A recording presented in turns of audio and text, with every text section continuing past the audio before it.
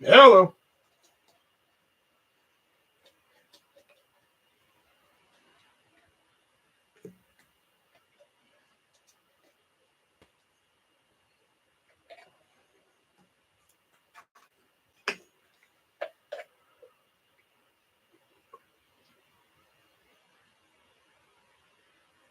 Trying to see if you forgot anybody.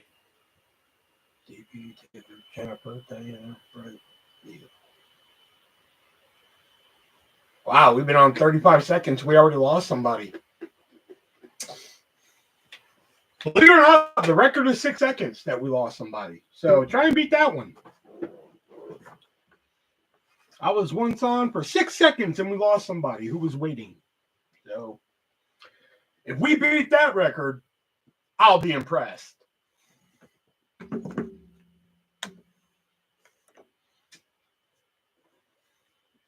Yes, hello everybody. I'll take my gummies here so we can. Yeah, so the reason why I titled it Top 20 Movies, I don't know what possessed me last night. I was, wow, we lost fucking 4 people. I think I'm just going to go ahead and get off. we had 6 people watching just now, and we lost 4 of them instantly.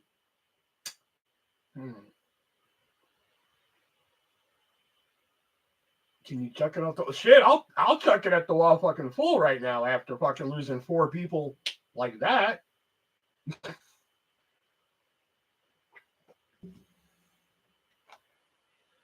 Damn, that's the quickest I've ever been pissed off on this live. Damn, that was disheartening. Fuck. I don't even know if I want to fucking continue after that. That was rough. That was like somebody shoving a fucking cactus down your dick hole. That's how bad that one hurt. Wow. 4 people within a second. Damn. I didn't find the Life is Strange stickers, but I threw in something for you that I think you're going to like. I don't want to spoil what it is, but you'll like it.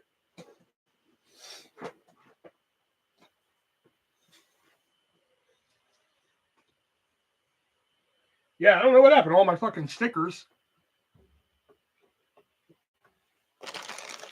Like, I used some for my laptop and some for my PS5, and then after that, I don't know what the fuck happened to them.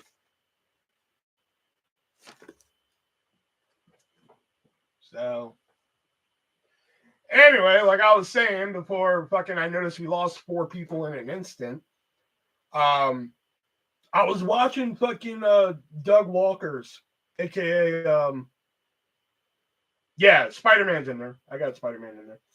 I was watching Doug Walker's like updated fucking favorite 20 movies of all time, and I was just like, you know what? I should really reevaluate my fucking like top 10. And I was like, fucking, he did 20.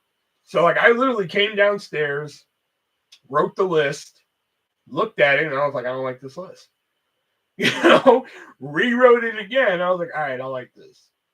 So I was like, fuck it, I'll get a little funky and fucking talk about them, you know, and shit.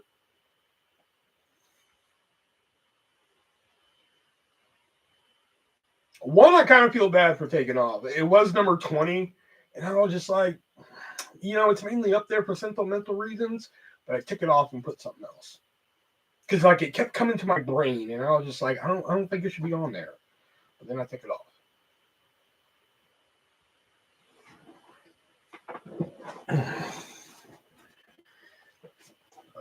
Debbie Does Dallas is actually number 1, as a matter of fact. So.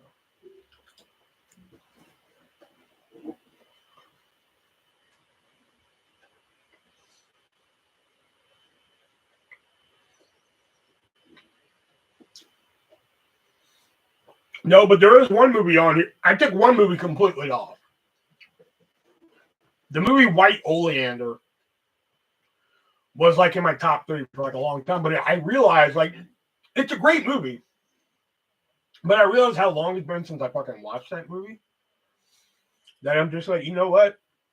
I don't think it needs to be in my top 20 anymore. It's a good movie, but I don't think it needs to be in my top 20. But what I did do, I moved the movie to that position, and I'm just like, all right, I think this deserves to be here. You know, it's a good flick. It has Alison Lohan, Patrick Fugit, Robin Wright Penn at the time, and Michelle Pfeiffer in it.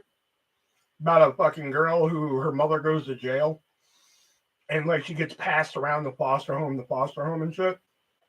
Pretty fucking good movie. It's a solid flick.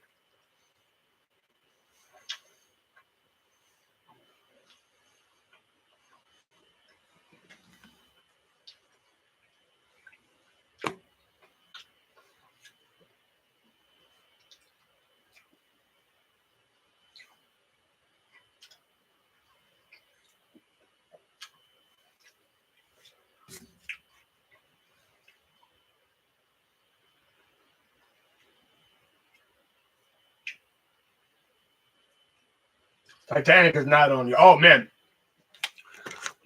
your fucking artsy fartsy type movies like that, like Titanic and Godfather and bullshit like that, you're not gonna find that on my list.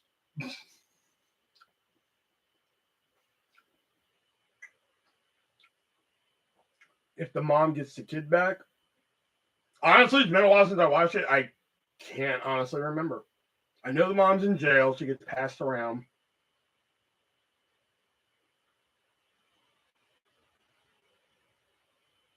Does she get her back? I honestly don't fucking remember. It's been a while.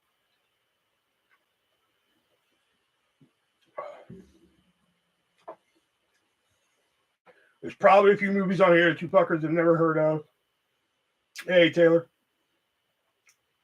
Like, I have one movie on here that, like, I'm like, I know once I read this at the number, people are going to be like, the fuck? Why is it there, you know? So.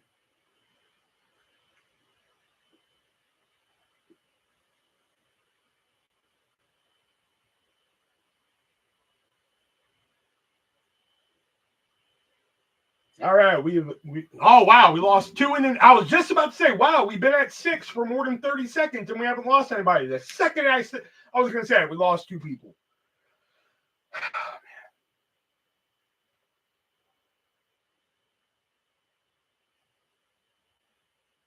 I got to keep my blood pressure down because I got a headache, and if my blood fucking pumps, it hurts my head. So, like.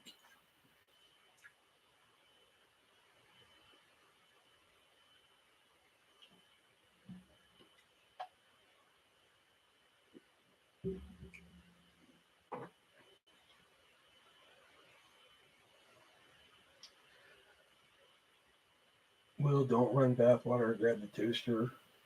We would miss you. Shit.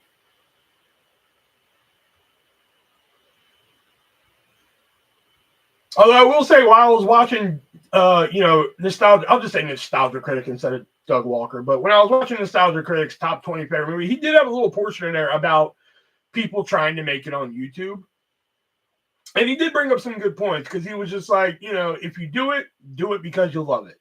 And I'll admit, at one time, I did love it. I did love doing it and everything. But then once it became like fucking like, I can't post anything without like fucking like, without being fucking criticized and shit. The fun kind of left right there. And I still kind of just went through the motions for a while. And then it was also saying like, some people might hit it big, some people don't. And I was like, fucking, at one time I was on that rise. I was on the rise, people noticing me, people like, hey, you gotta go subscribe to this guy and everything. And then like fucking once it just became too much, I was just like, fuck this. That's why I say like fucking like if you threw like 100,000 subscribers at me tomorrow, I wouldn't know what the fuck to do. It'd be a whole brand new dynamic around here. Believe it or not, Selena movie is not on the list. I like the movie. It's a bitchin' movie, don't get me wrong, but like I respect her more as an icon than I do the movie. The movie's good though.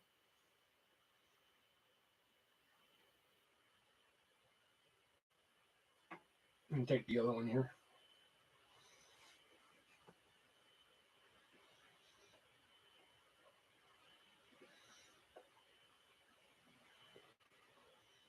Hey, Diana.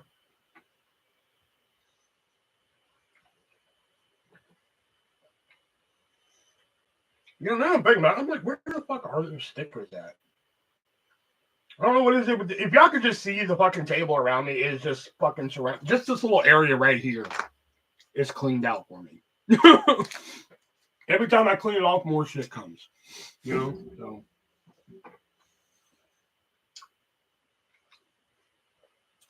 Some of them are going to be pretty obvious. Like, everybody knows what my number one favorite movie is, if you remember. Everybody knows that one. And some of them know some ones. They probably just don't know the placements of them. But some of them, I think, are going to be like, really? And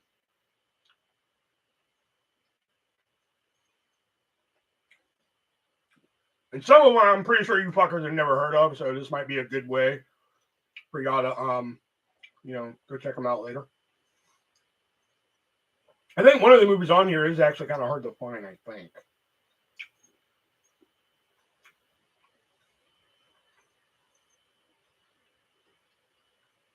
Because I don't think it streams anywhere. And I think the DVD's out of print. And that's actually number 20. All the rest are pretty easy to find.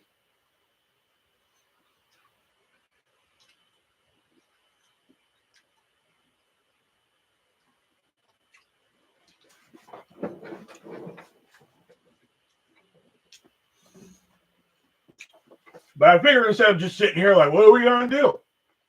I figured this would be a nice little discussion right here. We all like movies, except for Leo. Taylor likes them. She just doesn't watch them.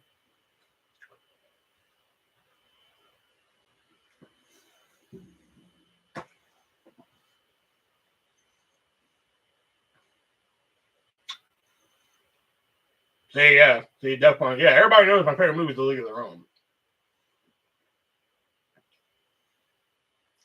Tomorrow we're doing a Waffle House. Plus, I finished the arena today. Kind of looks almost like the Burger King one, but a little different. All right, kind of looks almost like the Taco Bell one, but a little different. But we're also going to be doing the Burger King or Queen of the Ring as well. So we'll be doing that as well. I watched a ton when you were younger. Man, you know what I watched last night just for shiggles, man? It was free on YouTube. Like in the free movie section, I watched Ladybugs with fucking Rodney Dangerfield. Man, that fucking movie brought me back, man. Man, that movie was great to fucking watch.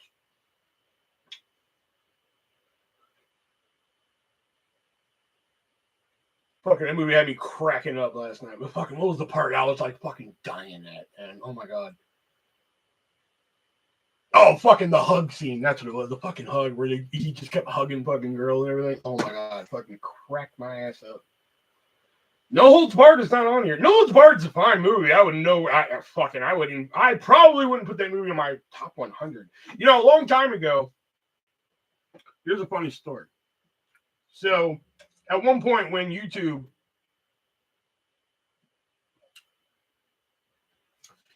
was giving out fucking, what is it, AdSense to everybody. This is before you had to have requirements and shit.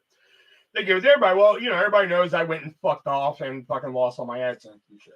Because I was fucking going to my different accounts and fucking clicking the ads and shit. Anyway, so I was like, you know what? I'm going to get around this. I'm just going to start a brand new channel. You know? So I was like, all right, but what am I going to do on this brand new channel? I can't just start doing the same fucking bullshit again. So that channel was called Mr. Version 1. That's what it was called, Mr. V1 or Mr. Version 1. And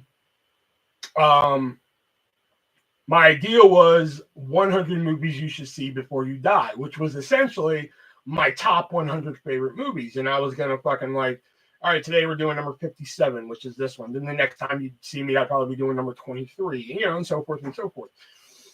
Before I could even get to that, the first fucking video I posted, which was just like, hey, these are some DVDs I own. I didn't do anything wrong. And YouTube took the AdSense away. I was like, what the fuck? What did I do wrong? You know? So I made this fucking scathing fucking video, like telling Google to go fuck itself. Whoever owns Google should fucking die and da-da-da. They age restricted that video. You know? So that channel didn't last beyond 2 videos.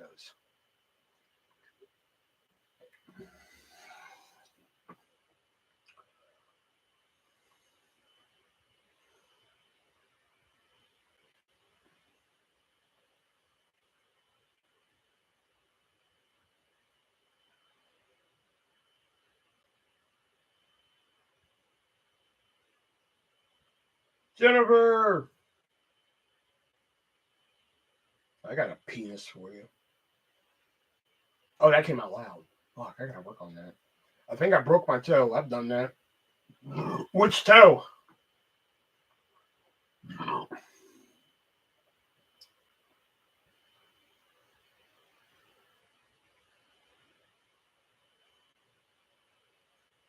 How the fuck do you break the middle toe?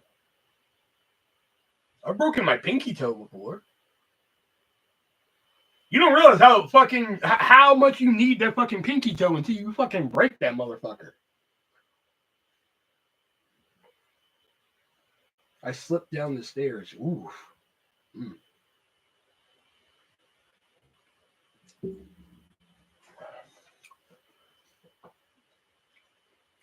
I'll come over and give you a massage.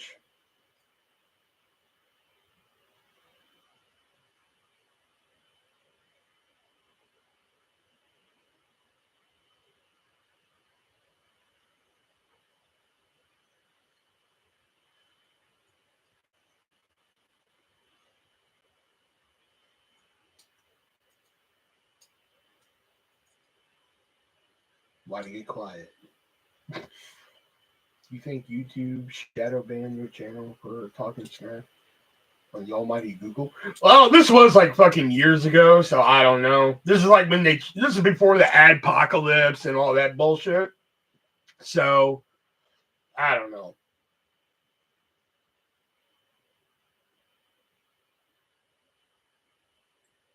Y'all gotta understand, when I say like fucking, only when I say like when it comes to like privacy issues, that's when I blame YouTube / Google. When I say like, oh, fucking YouTube, usually I'm referring to like the people of YouTube, you know, the people who are fucking like, oh, let me fucking check out this guy. 1 second later, fuck them. Like, you know, those are the people I'm usually referring to. But that one time where they're like, all right, we've given you AdSense. I'm like, cool, let me post like a DVD video. Post it, and then once that video posted, they're like, oh, we're taking it away. I'm like, what did I do? I didn't do anything. You know, and they fucking canceled my appeal, and I was like, oh, okay, fuck this. You know, and I made this fucking it was about 10 minutes long. You know, just me just going after them and just fucking saying this and saying that and then like I got a fucking email. It's like your current video has been age restricted. I'm like, good, fuck them. You know. Yeah, I'm okay. It doesn't start feeling better by the weekend. I'll go to the ER just to be sure. Elijah, did you summon me tonight, or did you? No, he fucking put your name in. He put everybody's name in except for the people who were already, like, quote unquote, in the waiting room. You know, like Jason and Erica. Like Erica was. I think Erica and fucking Elijah have this thing of like who can make it here first when I make the live. So they're always racing to get here and shit. And then Jason showed up like right before I started it. So and I even read it too. I was reading it too. I was like, did he forget anybody? So I was like, DP, Taylor, Jennifer, Diana. You know, I read it carefully too. I was like, let me make sure he fucking didn't forget anybody. And he didn't. He didn't forget anybody tonight. You know.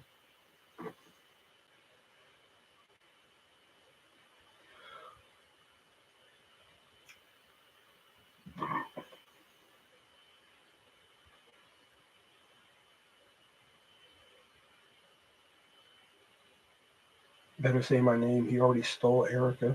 You don't need Erica. You have me. You call the homies in that show. Oh, yeah? Where's Leo?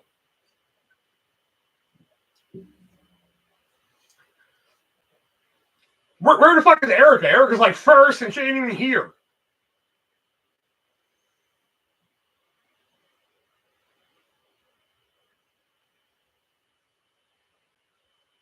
I think this is the quickest, though. Everybody is showing up on your list except for Leo.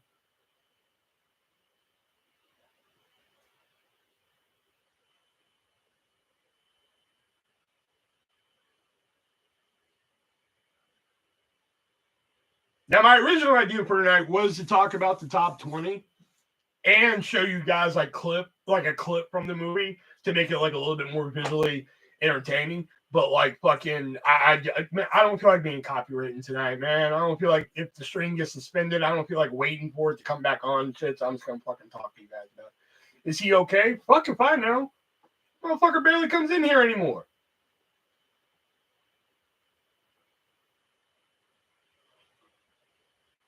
And then when he does come in, it's usually one of two situations. One, he'll come in, and then he stays for like fucking like, fucking 5 to 20 minutes, and then he disappears. Or he'll come in and he's like, "Oh, sorry guys, I don't have sound on." I'm like, "Why the fuck are you even here then? Like, you can't even hear what I'm saying." I mean, to be fair, I'm usually not saying anything fucking important. It's not like I'm like, "Okay, guys, I found the cure for cancer. Here it is." It's not fucking important, but like fucking like, it's one thing if we're watching like a gaming stream, or you're just like, all right, I can just watch. I don't have to fucking hear what's going on. Maybe his heart is broken because of his lady problems. Oh, horse shit.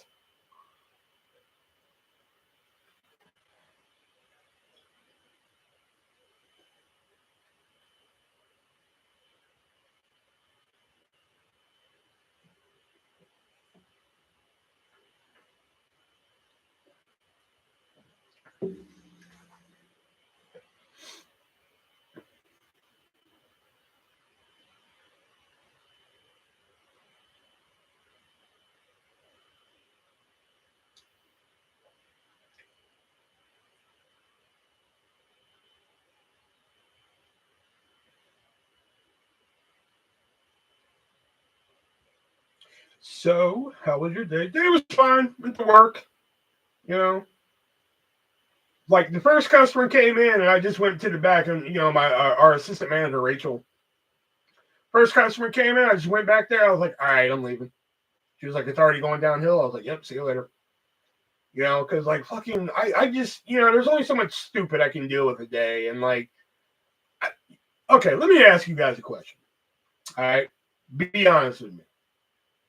A new restaurant or a place you've never been to opens in your town, or like you look up a place in your town, you're like, fuck, I've never been there. Would you just go in there, fucking sight unseen? Or would you at least do a little bit of research on it first before going in?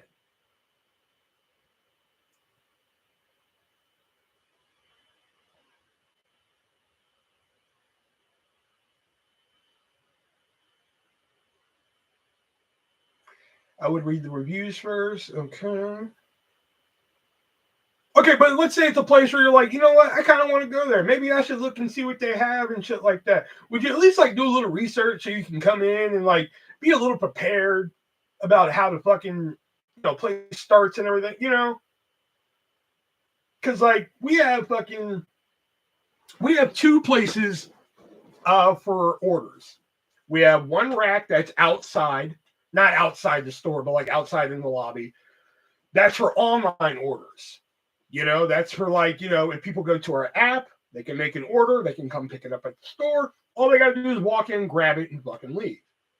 Now, we used to do that also for DoorDash, Grubhub, and Uber Eats, but we had too many fucking orders walk away, so we started to have to put that behind the counter. So door dashers and all that shit, they have to come up to the counter and say, "Hi, I'm here for an order for fucking whoever." And we say, "Yeah, here it is. There you go. Have a good." So now we know that order fucking left. Okay. So we see these people come in. Now, here's my mentality. If I see you come in and you look at that online rack, if you're looking for your name and then you sit down, my mentality goes to, you're waiting for your online order that you made. That's my mentality. So I'm not going to sit there and be like, "Hey, are you here from DoorDash?" Fuck off. I ain't got time for that. I got other shit to be worrying about. And like 90% of the people come in, they come in and look at that online rack. No, their name's not there. And they sit down and wait. And then one of the other people are just like, "Are you here for DoorDash or something?" They're like, "Yeah, I'm picking up for Jessica." And it's the one behind the counter.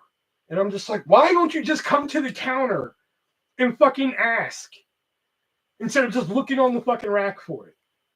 Come ask me, like fucking what your, or the even worse one is, I have a line full of fucking people. I have a full restaurant full of fucking people. And the door dashers will just stand off to the fucking right of the register expecting me to just be like, oh yeah, what name do you need? No, fuck you. Get in line and I will get your order out. You know? And the first customer of the fucking day, they come in, they look at that fucking online rack, and they sit down. So I'm like, cool, you're waiting for your other order. I look on the line, I'm like, damn, we don't have any other online orders. I wonder what she's waiting for. You know? And like they kind of hate me for it because I'm just like, I'm sorry. I feel like we shouldn't have to hold their fucking hand. If they do, if you're a door dasher, you should know to come to the fucking counter and ask. Okay, that's all there is to it. You know. So the girl came in, she looked at the online rack, sat down, it was cool. So somebody was just like, "Oh, are you here for an online order or a DoorDash order?" They're like, "Yeah, I'm picking up for this person." They're like, "Oh, here it is," and I'm like, "All right, that's it. I'm going home. I'm out of here." You know. Depends if I heard about it beforehand or just passed by and happened to notice it and thought it sounded good. I'd stop and try it. Dude, these people are wild. I know, man. Fucking, I'm pretty sure the fucking like Uber Eats fucking application is just like, ugh. Do you not speak English? No. Are you African? Yeah. Cool, you're in. I'm pretty sure that's it.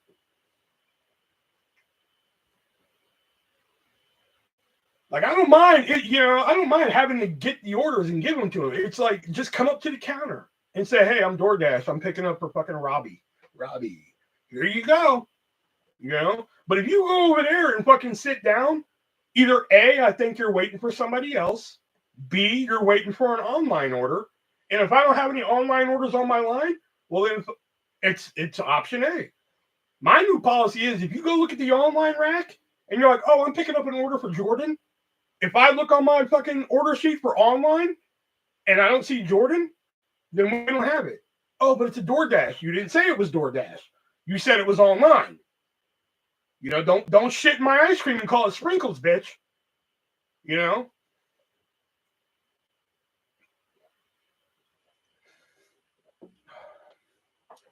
Do you still eat at Subway or do they have a new Subway? I haven't eaten at Subway. I think the last time I ate at Subway, I was still dating Emma. And that was a while ago. You know? Like fucking, cause I remember I got her a fucking Subway gift card, and like she was just like, "Oh, I don't want a Subway gift card." She was real weird with gifts, you know. And I got her a Subway gift card, and she was just like, "Oh, I don't want a Subway gift card." I was just like, "You said you like Subway." She was just like, "Yeah, I mean, I want a gift card towards it." I was like, "All right, fine, fuck." I used that gift card towards it, and I ended up paying like fucking $13 for one sandwich, and it was barely filling. So I was just like, "Fuck this place," and I haven't been back since.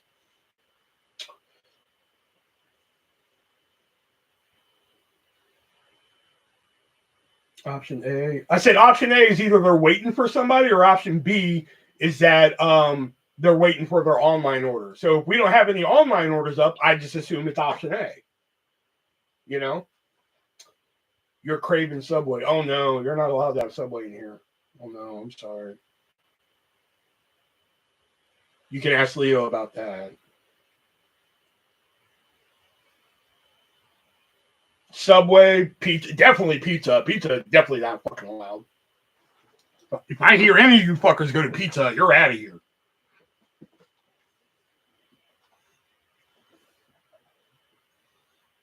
But I wonder if Jared, the Subway guy, gets sandwich in jail.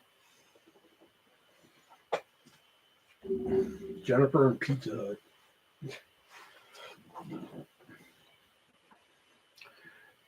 Like Pizza Hut is one of those things. I'm like Pizza Hut. I'm like a step away from. Like I don't give a fuck how hot you are. You better not go to fucking Pizza Hut. Because like fuck them.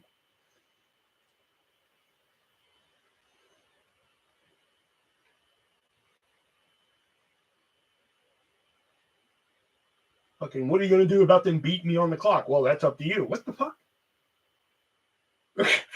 Okay. I haven't had Pizza Hut in God knows how long. Good girl.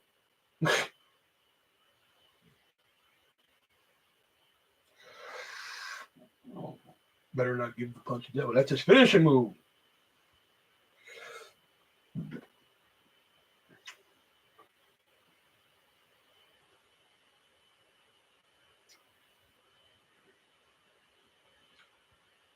I haven't heard of Potbelly's, Diana. I think it's like a Isn't it a Chicago thing? Well, tomorrow night we'll be doing Waffle House Championship, Burger King of the Ring or Queen, whoever wins. Maybe some other titles. We got the Arby's Championship. I forgot to mention that one to you. The Arby's Championship. We got the KFC title. We got the fucking Taco Bell Championship with the new Taco Bell Arena. And we got the new Burger King Arena. I finished that one up today. Now I've been dabbling in fucking making arenas and shit. So that's kind of fun. Although they seem like they're really cookie cutter at this point. It just seems like I'm taking one idea and just putting it into another design and everything. But like, fuck, I'm not that good. So, you know, whatever.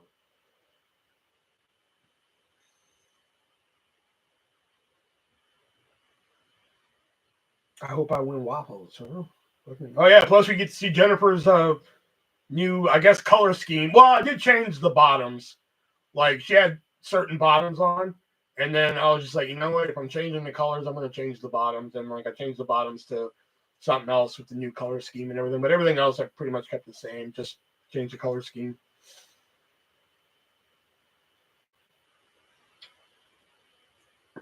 Yeah, so tomorrow we'll do that, and Saturday and Sunday, the hair. No, I kept the hair too. So anyway, I'm starting to feel a little buzzed here. So these worked fucking quick tonight. What do you think of episode 3 of Last of Us? Who's all the soldiers in the end? In there, I could be thinking of a different game, but like I could be confusing it with Zombie Army. But like I could have sworn it was a part in the game where you're trying to fucking outrun that tank. So like it really wasn't a surprise to me when I saw them. Maybe they just added more for the TV show, but like I could have, I don't know. It seems like it tracks to me so far, and I'm pretty sure they were called WLF in the fucking game. I'm pretty sure of it. I've been meaning to replay it. I've been wanting to fucking replay those games, but like I'm always fucking I'm either playing one of 3 games lately. I'm playing WWE, I'm playing PGA because I'm working my way through the fucking PGA tour. Or like if I'm just tired of both of them at the moment, I'll turn on Power Wash Simulator. You know, like if I just can't take any more wrestling or golf at the moment, I'll just turn on Power Wash Simulator just as kind of like a detox. You know, just to like get my brain fucking unjumbled from whatever game I'm playing. I'll play Power Wash Simulator. I have been meaning to play Lawnmower Simulator too. I re-downloaded the PS5 version for it, so I've been wanting to play that again. But I just haven't gotten around to it. You know, BRB. All right. You know. Well, I'll wait for Jennifer to come back, and then we'll talk about these 20 movies here. Because I'm pretty sure Jennifer will have opinions on them and shit.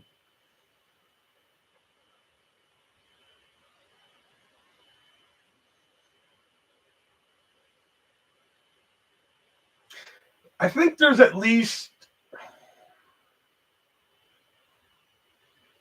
probably at least fucking 2 movies on here that probably somebody in this room probably just flat out hates. I don't know that. Y'all could fucking surprise me. I don't know. Let me get another drink real quick, man. Fuck, man. Them shits were quick tonight, man. Motherfucker. Oh, yeah. Y'all notice anything cool in the background?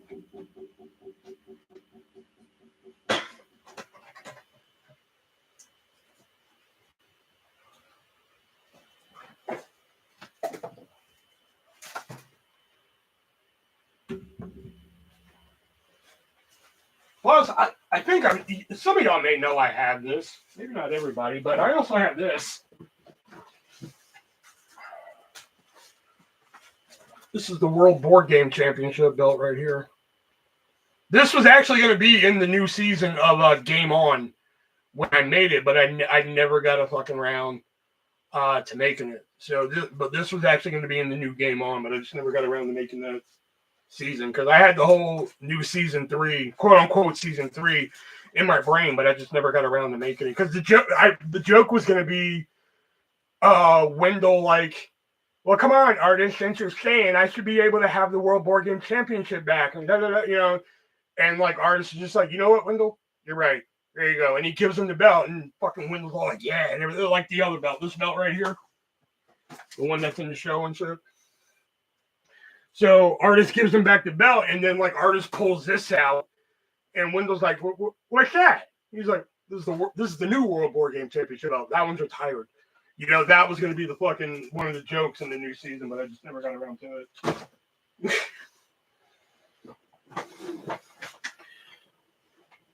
Well, my sister got this one off Etsy, so I don't know how much it was. Your belt is awesome. Thank you. Cool. That'll give me time to put away my leftovers.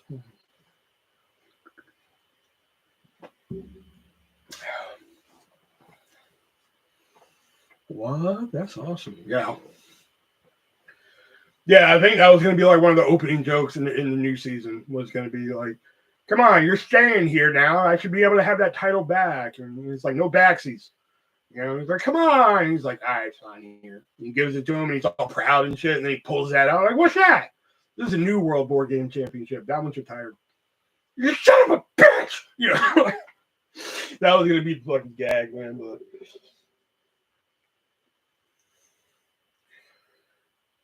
because there's two things I love saying in the Wendell voice. Oh, no, three things. One is like, listen, lady, but I don't get to say that one that much because there's no ladies in the show, so I don't get to say, listen, lady. I don't get to say that one. One is, son of a bitch! That's the second one. And the other one is, God damn it! Those are like my three favorite things to say is Wendell. Oh, fuck! I did. Damn it. Yeah, I got everything into an envelope. I even taped the motherfucker. And I forgot Leave It to Beaver. Son of a bitch. I'm going to have to get a fucking box, aren't I? I was able to get everything in this envelope, and I forgot all about fucking Leave It to Beaver until you said it. I know she has the Fiend belt. I know that one for sure. I don't know about the other two.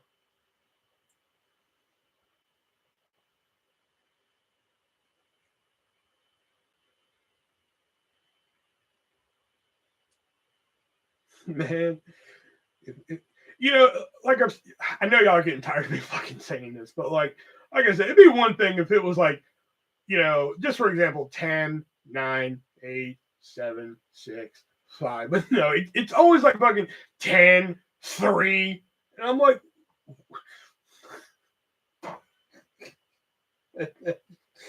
fuck, I love you too, dude. Oh my God. Anyway, nice shirt. I love Selena Gomez. Yeah, I'm sure you do. Sure you do. Oh, the women's heavyweight one?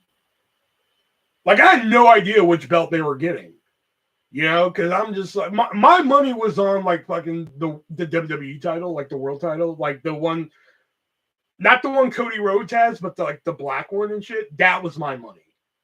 But then once they said purple and gold, I'm like, what the fuck are they talking about? Purple and gold. You know, and then like the closest thing I could think of was like maybe this, the North American. But then even then, I'm just like, I don't understand how they would confuse that with purple. You know? So I'm just like, I have no idea. And then once she showed it to me, I was like, okay. All right, I got it now. But the Roman Reigns belt.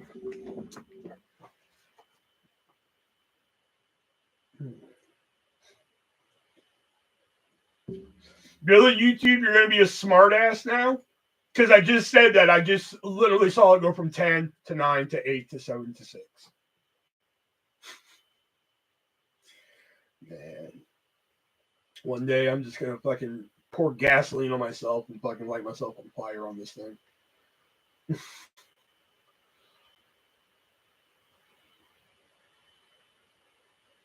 YouTube was just like, oh, really, fucker? Is that what you want to see? Here you go. Oh, my fuck.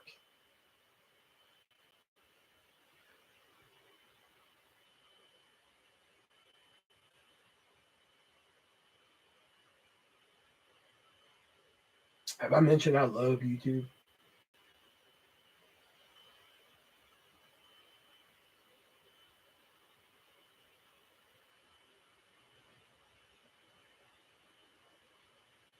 Here, we all need to start a new video sharing platform. Something that can fucking take out YouTube, man.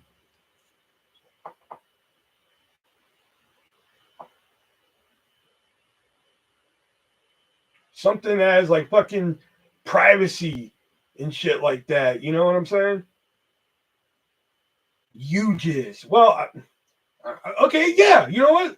We'll call it UJizz, and we can do like normal videos and pornography. It'd be like one big fucking sharing platform.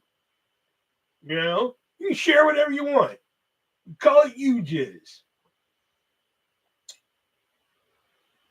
Rumble is trying to. Yeah, I've watched a couple of videos. Oh, and hi, Erica, by the way. But you know, I don't know. I just fucking can't stand it.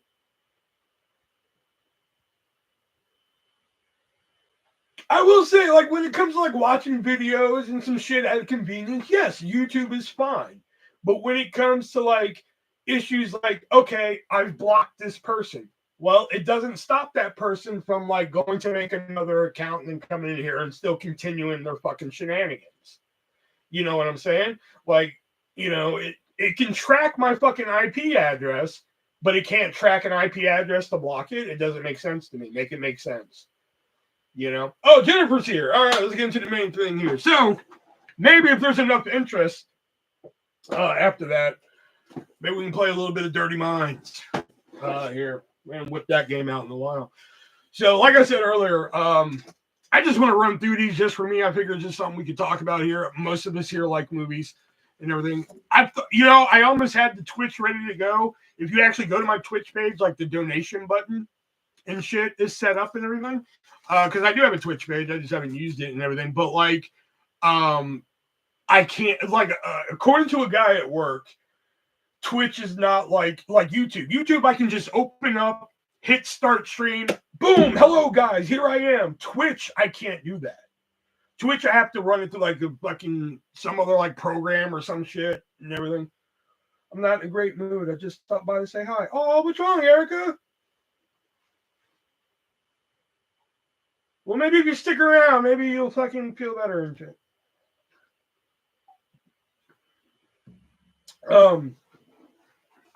I blocked someone that followed me on here. I don't know if it actually blocked them. No, it blocks their channel. But what I'm saying is, like, it'll actually block them. But like I'm saying, like, let's say you said something to them, like, fuck you. And they're like, yeah, fuck your mother. And you're like, that's it. Block them. What's to stop them from just making another fucking channel and coming here and doing it again? It's like JP. JP just makes other fucking channels and comes in here until we fucking sniff them out and throw them out anyway. Amazon sent my stuff with UPS and they didn't deliver and some other bullshit. Oh, I'm sorry, Erica. Well, we're about to talk about some movies, so maybe that'll fucking cheer everybody up. Because, like I said, I was watching the Nostalgia Critics top 20 favorite movies, and he's like, I've updated my list. And I was really thinking about my favorite movies, and I was like, you know what? I should really update my list too. So I actually came down to the basement, wrote down fucking 20 movies, and I was just like, I don't like the order of these. And even rewrote the list and fucking took some off and replaced some. So I thought maybe it'd be just fucking good to share with you guys like my favorite 20 movies, 20 favorite movies. Some of y'all may know them. Like Death Punch already fucking called what number 1 was. But like number 20, First World Problems. I feel you, Erica. Don't say that to Erica. Number 20 is a Whoopi Goldberg movie from the 80s. I've mentioned it before, but a movie called Jumping Jack Flash. The fucking great cast in it.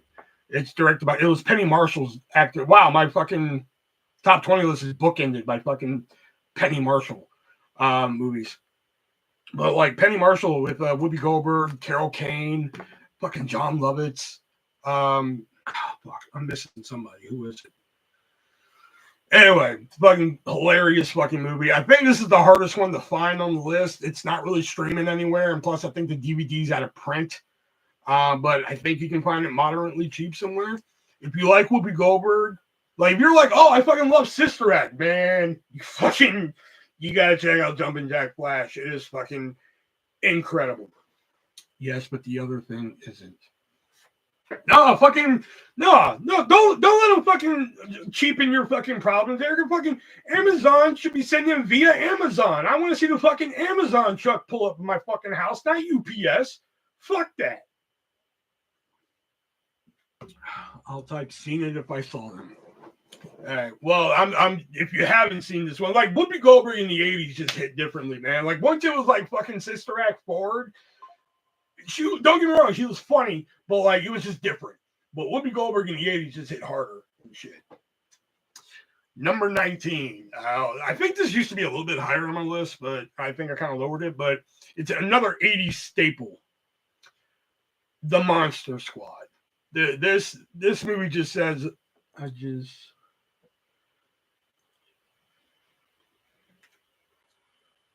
they know who they are. Okay. But the Monster Squad, fucking, it's just, I think if you had to describe nostalgia as a fucking movie, it's the Monster Squad, man. You know, Wolfman has nards and shit, and the fucking garlic bread, and plus Duncan Sheik's. I believe that's what his name is, Duncan. Oh fuck, I want to say his name is Duncan Sheik, but I don't think that's right now. But his portrayal of Dracula is just fantastic. You know, it fucking the creature from the Black Lagoon, I think used to fucking creep me out a little bit as a kid, you know, in that movie, you know, but sending good vibes your way, Erica. I love Monster Squad. I need to get the DVD. Yeah, the DVD is, you know, I think you can find pretty cheap, but get the Blu-ray. I actually have the Blu-ray, you know. All right, number 18. This should actually be lower. And I was like, after looking at this again, I need to move this higher. And I think right here is perfect. I fucking love this movie. I don't care what people, I think some people are going to be like, you know, fuck that movie. But I love this movie. Number 18, Clue, the movie. This movie is.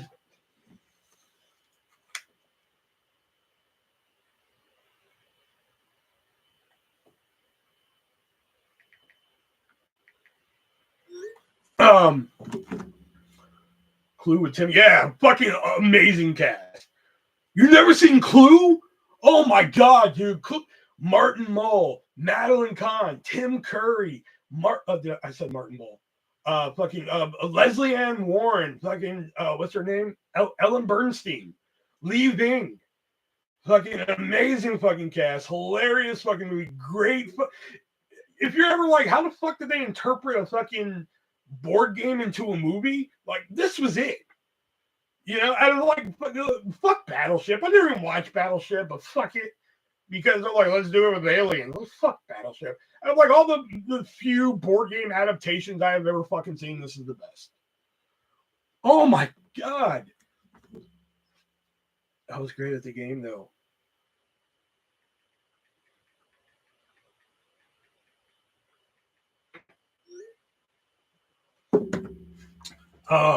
Man, I can't believe not a lot of people have seen Clue. Oh my god, that's fucking. I believe it's on Paramount Plus. Don't quote me, but I think you can find that one pretty cheap if it's not fucking streaming. Oh god, it's such a great. It's very quotable, too, man. Like, who cares? Let them stay locked up for another half an hour. The police will be here by then, and there are 2 dead bodies in the study. Like, it is fucking funny as shit, dude.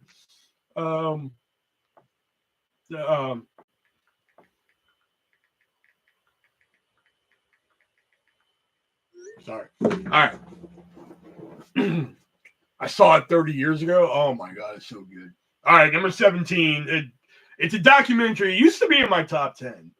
But you guys probably know this one because I fucking admire the director so much and everything. But Super Size Me at number 17. I love this fucking. I fucking love this documentary. This documentary taught me so much about fucking McDonald's and like what it does to your body and everything. Yes, it's a documentary. I even have the soundtrack to this fucking movie. That's how much like I fucking love this movie. And it's a shame that Morgan Spurlock, you know, passed last year, man, because he also made some other great movies. He made Where in the World is Osama bin Laden, which was great. The Greatest Movie Ever Sold. He made a sequel to this, which was all right. Super Size Me 2, Holy Chicken, which I was like, it was okay, but whatever. And I'm missing one here. Where in the World, Greatest Movie Ever Sold. Oh, and he actually produced a documentary that I watch every year on this channel, What Would Jesus Buy? Every year around Christmas time, I like to come on here and do a watch along with that movie because it's great. But yeah, Super Size Me is just great. It has a soundtrack. It does. Morgan Spurlock, good movie. I believe, yeah, he passed just last year. Yeah, you'd be amazed. Okay, so at my half price books and shit, they have a soundtrack section for CDs. Sometimes I just like to look through them just because I'm amazed at the fucking movies I find that had fucking soundtracks. And I don't mean like fucking like shitty movies or anything. I'm just amazed in general that like fucking certain movies had soundtracks. And yeah, Super Size Me. I just happen to be looking up Super Size Me on eBay. I have it, but like there's also the education edition that was sent to high schools. So I've been kind of on the lookout for one of them because I want one. But as I was looking for one of them one time, I came across the soundtrack. So I was like, oh, well, fuck, I'm going to buy a soundtrack. You know? All right. Number 16. Okay, I think I'm going to get some slack for where this movie is on my listing. But remember, it's my fucking list, not yours. Fuck you, okay? Number 16.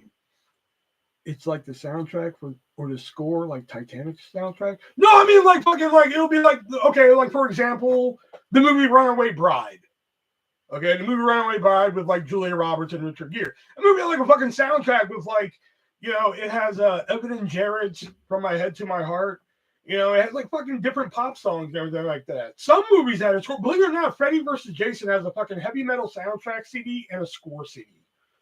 You know, you'd be fucking amazed at the fucking movies that have soundtracks and scores and shit.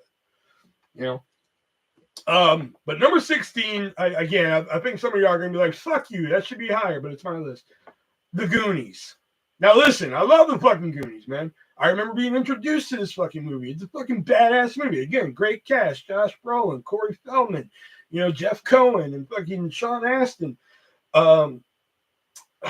Anne Ramsey, Joe Pantoliano, great fucking cast and everything, great movie, but you know there's just some better ones out there.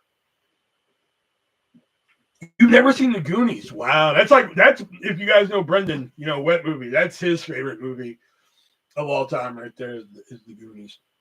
But yeah, that one I think, oh god, I think that's on Max. If you want to just check it out, and I think you can find that one. So if your Walmart still has a $5 bin. It's usually in the $5 bin. Good movie. You're right. I thought it'd be higher. It used to be at one time, but like after really assessing like what my favorite movies really are, that's where I had to place it. Because like I said, somebody like Bill and Ted's on this list, and you haven't heard it yet, but originally it was at 17 when I wrote the list. Goonies, I was just like, I don't like it at 16. When I was rewriting it, I was just like, yeah, but it's good, but it's not, you know, I would like this better than that. So, and I stuck it at 16. But number 15, I originally had at 14. But I was like, no, I like it right here. It's another Penny Marshall movie. Fucking, I must love Penny Marshall, man. Tom Hanks, Big. I can tell you right now, Stand By Me. Don't get me wrong, Stand By Me is a great movie, just not one of my favorite movies of all time. At least top 20, maybe 100.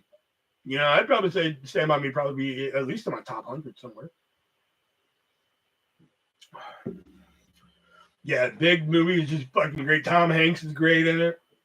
Fucking, I don't know his name, but fucking dad from Home Alone's in there and everything. And like people want to try and fucking cancel this movie now because apparently the woman had sex with a 12-year-old. I'm like, it's a fucking movie.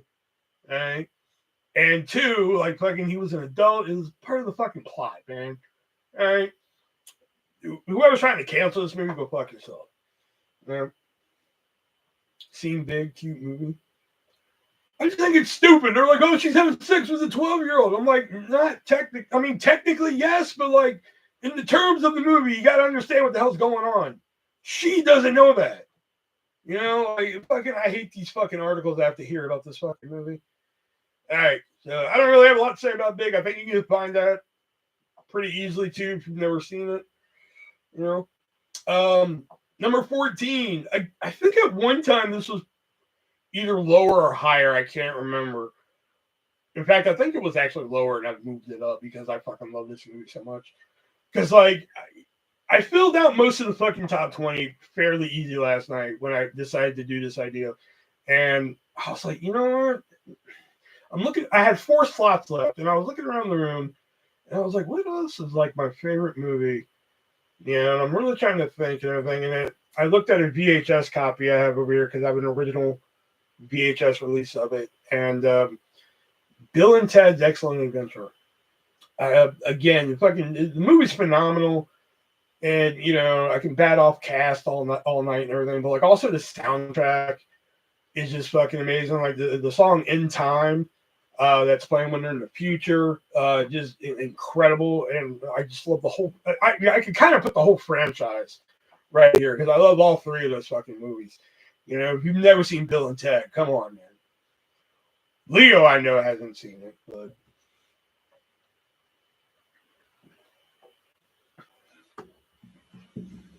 George Carlin, yeah. George Carlin, fucking Keanu, of course, Alex Winter. What's his name?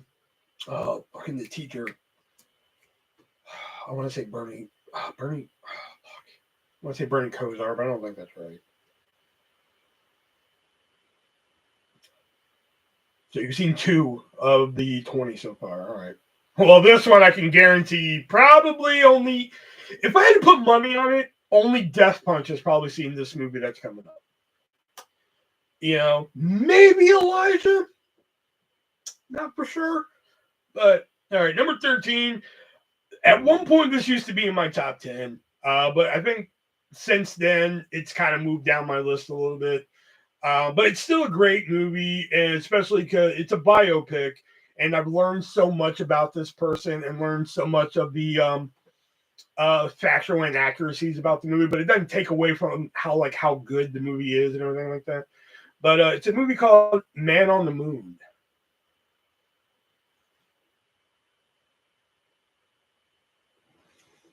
Man on the Moon with Jim Carrey, Danny DeVito is in there. Fucking oh god, the fucking I could go on with that fucking cast, man. There's so many good people in that fucking movie. You know, directed by Milos Forman, who also did Amadeus. Yeah, I'd never seen it. I knew it. See Elijah. Yeah, okay. All right, so Jason knew it too. Okay, all right. So I knew Jennifer probably never saw that one. He played Andy Kaufman, yeah, and DeVito played George Shapiro. Paul Giamatti is in there. I mean, there are so many good people in that movie. Norm Macdonald's in it. Caroline Ray. I mean, Courtney Love does a phenomenal job in it. All right. I really hope. I mean, regardless, I mean, she's gonna hate that. Taylor's gonna hate that this movie's on my list. But number 12 is probably a movie that none of y'all have fucking seen. Maybe Death Punch again, just probably so he can, because he's probably heard me talk about it before, and he's like, let me see what the fuck he's talking about. But it's a movie that it's based off a TV show, and I fell in love with the fucking TV show, and like now it's like a TV show. You know, the way people watch The Office is the like, oh, I can just put that fucking show on and go to sleep. I can do it with this TV show, you know. And the movie is just as fucking great, and it's a Canadian TV show. Corner Gas, the movie.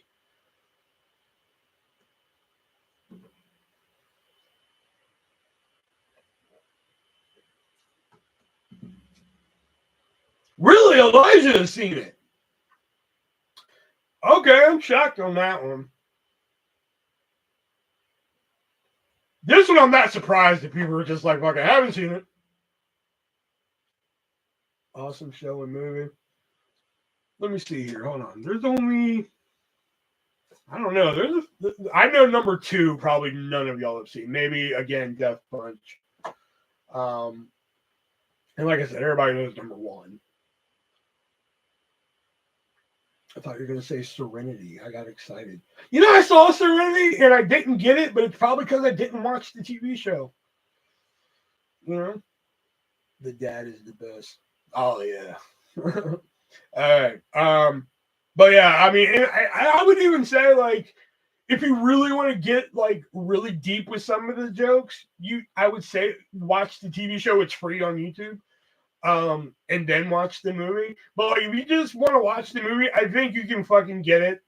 You know, I think the only thing at the end is just like there's a joke at the end. It'd be like, what? And it'd be like, well, why is that so shocking? You know, like, you know, I don't want to spoil it, but I think there's a joke at the end of the movie that I think would really help if you watch the show.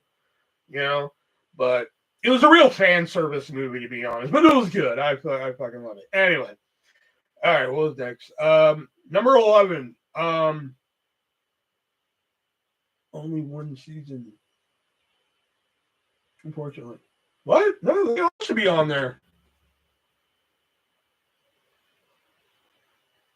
I was just watching them like a few weeks ago. Yeah, Corner Games. Yeah, 6 seasons. Yeah, they're all here. Oh, you're talking about Firefly. Talking about Firefly. Yeah. Firefly. Yeah, that's why I was just like, yeah, I saw the movie because I was just like, all right, let me see what this is about. And watched it, and I was like, I don't fucking understand this. And I was like, oh, probably because I didn't watch the fucking show. You know? So. All right, number 11 is a Christmas classic. And I'm going to go through some honorable mentions, and there's another Christmas movie in the honorable mentions I want to talk about. Which I'm actually trying to keep track of a fucking honorable mention list in my brain, which is not going so well because I'm high. Anyway, but I discovered this fucking movie. Let me tell you, at one time, you gotta understand, we used to live in an apartment when I was like way like when my dad died and shit. That's when we lived in an apartment, like a 2-story apartment and shit. And long story short, it burned down. And so when we moved to our new house, we ended up with a lot of donated shit, you know? And one of the donated items was like a little fucking 8-inch, you know, plug-in black and white camping television with a fucking antenna, man. You know? And you know, so we didn't have a regular TV at the time, you know? So it was around Christmas time, and the Christmas fucking tree was up and everything, man. I had the fucking TV plugged in and shit, and I was watching it. Next up was, they're like, stay tuned for this movie. You know, I was like, you know, that looks like fucking Cavalcade of Fun. I'm going to watch that movie. Watched it. Fucking watched it all on this little black and white fucking TV and fucking fell in love with it and everything. And that movie was A Christmas Story. You know, and now it's become a fucking, you know, a Christmas like staple throughout the year. Like, I remember when it started becoming like this cult hit. I remember the first time they did fucking like 24 hours of A Christmas Story. That fucking blew my mind, man. You know, as a fucking kid who loved this movie, like fucking, I was like, oh my God, this is fucking amazing. You know, now I will admit I cut cable. So like, I'm kind of like, you know, it's like one of those things like you don't miss it till it's gone, you know, type of things. But like the last few years I had cable anyway. I kind of like was just like, it's there, you know, like fuck it. You know, I kind of took it for granted, you know what I mean?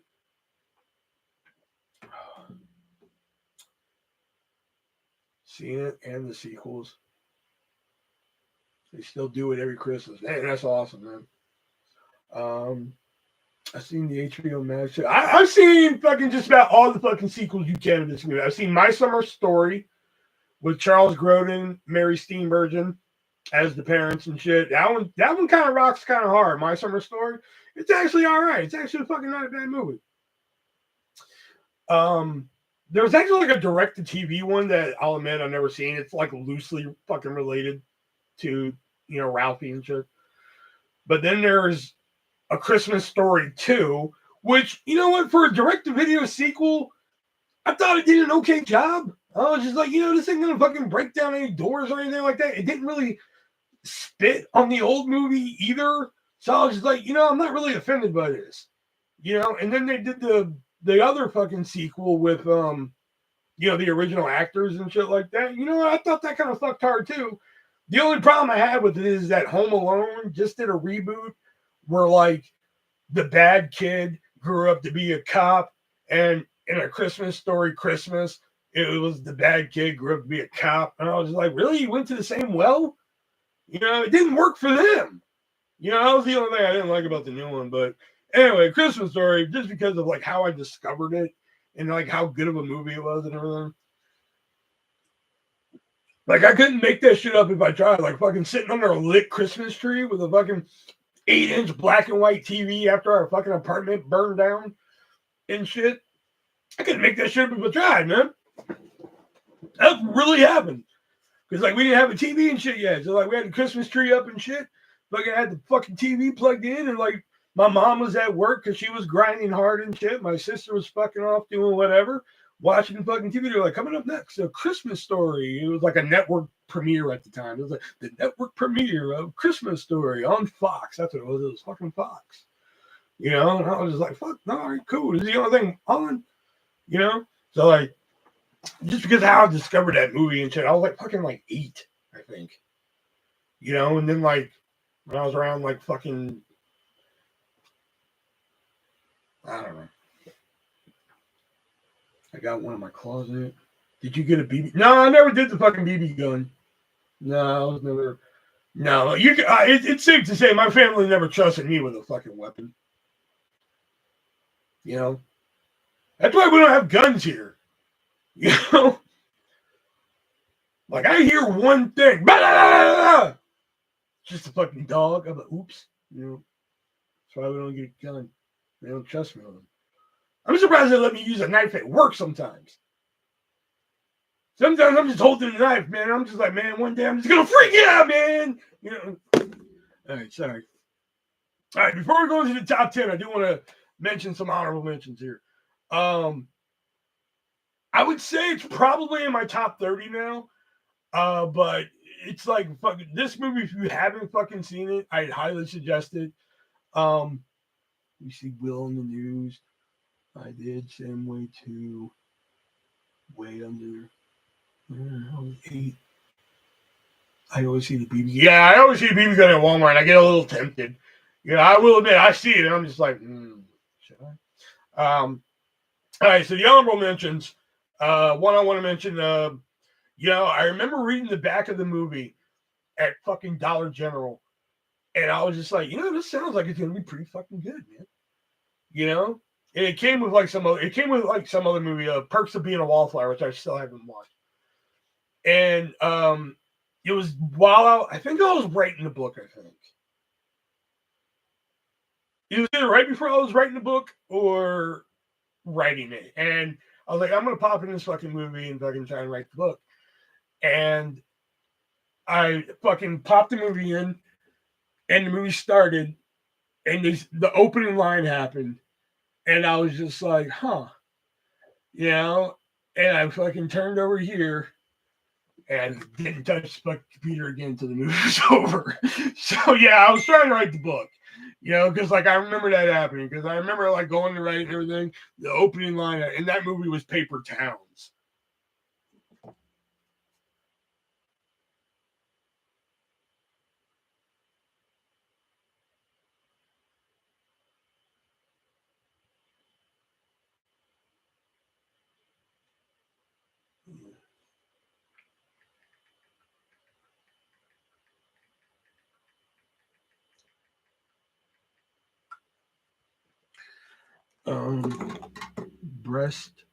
Brent. Awesome, you never know. Pop up with it. I have a gun in every room in my house. Yeah, I wouldn't put that past Brent. See, that's another. Well, no, he could still be black with a gun in his house. Nobody cares about my pew pew. Never seen Paper. Yeah, Paper Towns is fucking great. It's actually based off a book. Another one I want to mention: National Lampoon's Christmas Vacation. I remember when like I first like starting getting movies as like gifts and everything for like Christmas and shit like that. And this was like one that I was given 1 year. Like I remember 1 year getting this movie, Ace Ventura, Pet Detective. What was that fucking other one? Apparently it sucked because I don't fucking remember. But the other one was National Lampoon's Christmas Vacation. And so like that's just fucking classic to me, man. Yeah, I love all the vacation movies and shit. But fucking Christmas one fucking goes hard, man. There's a lot of fucking funny shit in there, man. You know?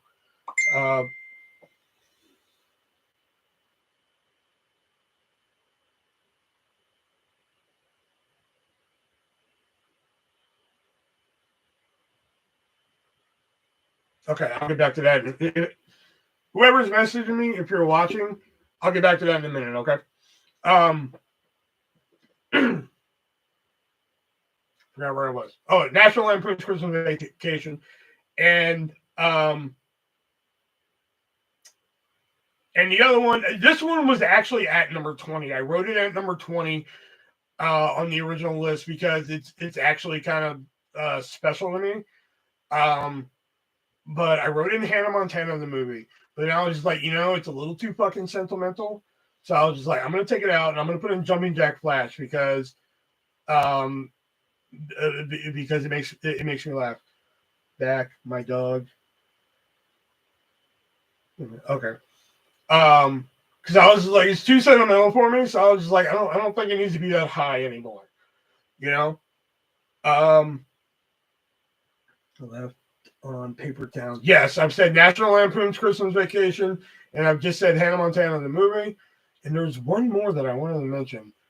Now I can't remember what it was. All right, if I think of another one, we'll go. But here's the top 10.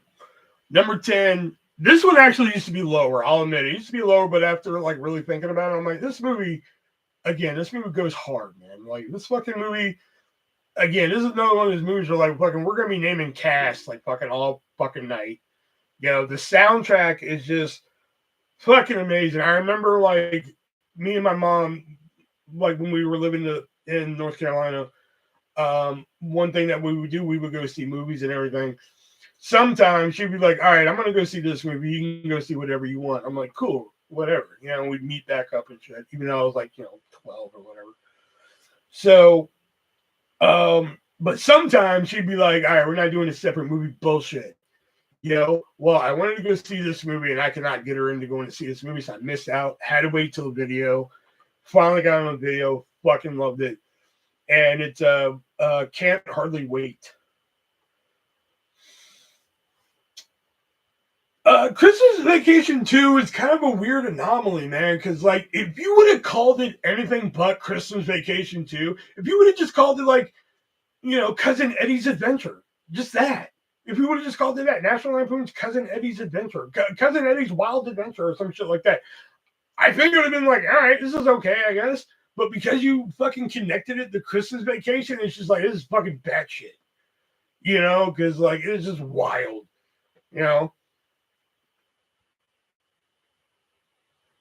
Wait, did you say a new movie? Yes, number 10 is Can't Hardly Wait. Jennifer Love Hewitt, yeah. Oh God, Jennifer Love Hewitt, fucking Ethan Embry, Seth Green, man, Melissa Joan Hart's in there, fucking Jerry O'Connell, man, fuck. There's just so many fucking people in that movie. It's unreal, man. It's an amazing movie. All right, yeah, fucking like the actual soundtrack, like the fucking CD and shit, fucking. That fucking soundtrack rocks hard, So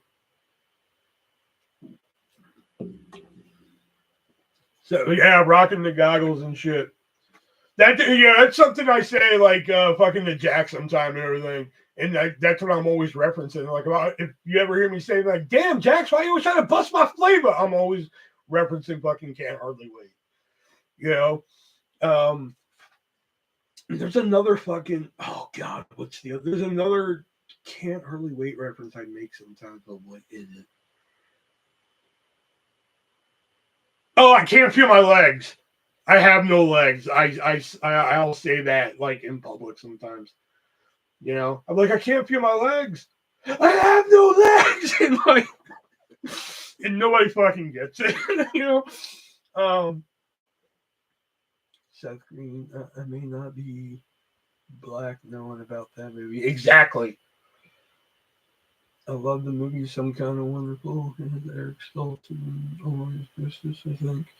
His name's like Casey Jones, and you read it on TNT. Alright, fucking. God damn it. Why does Brett have to be here for this one?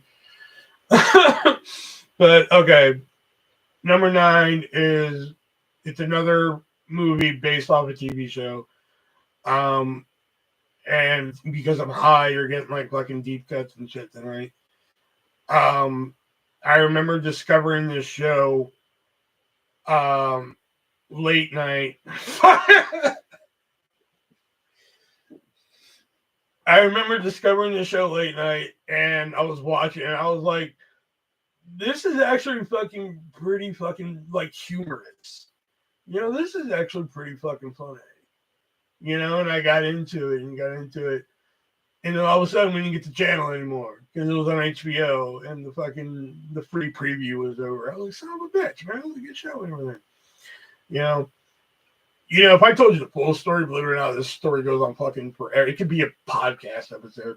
But anyway, long story short, I had to fucking eventually watch them all on DVD, and this show is fucking dope, man. You know, this show goes hard, and they did the movie. I was like, yeah. So here's the fucking backstory of the movie. I asked my mom and sister, I was like, hey, y'all want to go see this movie? And they're like, yeah. I was like, they're going to do a midnight showing tonight. Do y'all want to go to that one? They're like, yeah. Because they like doing like midnight showing shit. They think that's like nostalgic and shit. So I busted my mom's room at 10 o'clock. The fucking theater is 10 minutes up the road. Busted my mom's room at 10 o'clock. I'm like, all right, you guys ready? My mom's like, what the fuck? It's 10 o'clock. I'm just like, yeah. Fucking shows at midnight. Let's roll. The theater's 10 minutes away. I'm like, we gotta get good seats, man. What the fuck are you talking about? You know? And she was just like, for real? You think it's gonna be a madhouse? I'm like, it is fucking Sex in the City, the movie. Like, fuck, we gotta go. And she was just like, all right. So they get dressed, fucking go to the theater, fucking 10 o'clock, 3 for Sex in the City, the movie. Print. Walk in to the theater. Fucking wasteland. Just fucking empty.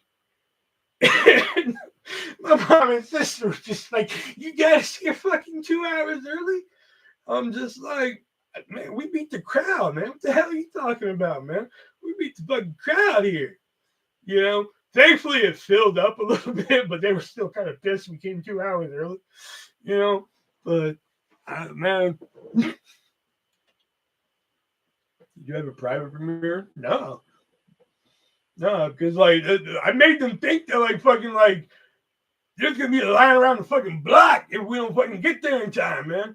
And she was just like, all right. And then we fucking went up there, and we get the tickets. We walk into the fucking theater, and there's like nobody fucking there. It's like, mind you, it's like 10:20 now. Because again, the theater's only like fucking right up the road. You know? And she was just like, what the fuck? There's nobody here. And I was just like, we beat the crowd, man. You know, oh man, it filled up. It was, she just thought it was gonna be like fucking busier, you know, like I don't know. They were mad that they are here 2 hours early.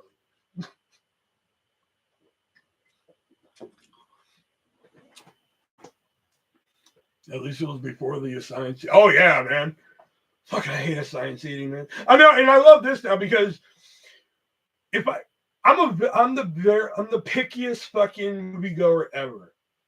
All right, I will say I don't like going to a fucking theater. I don't like sitting next to people unless I know you. Like if I know who you are and shit, cool, we'll sit next to each other and shit like that. You know, if I don't fucking know you, I really don't want to fucking sit next to you. You know what I mean? So like if I'm just sitting there by myself and all of a sudden like 3 people come sit next to me, I'm like, I'm out of here. You know, like never mind. I don't even want to sit here no more. You know, So I usually like to sit up very close. I can fucking rock a movie like this. I don't give a shit. You know? Because fucking like 85% of fucking people don't want to sit up there. Whereas I can rock like this. You know? So like I know if I'm sitting up there, nobody's gonna fucking bother me. You know? So now when I have to do the assigned scene, they're like, oh, go ahead and pick your seat. I'm like, boop. They're like, that's by the screen. I'm like, I know. Like, what the fuck? You told me to pick the seat. Like, damn, I picked the seat. I know where I want to see the fucking screen. Plus, then I always do this now, too. Because I know they always do that shit. They're like, oh, you're by the screen. I'm like, I know. So now I do this now. Like, pick your assigned seat. I'm like, You know, I make it seem like I'm thinking about it. You know, like I'm looking at it, like I'm studying it. Like I know what I'm looking at.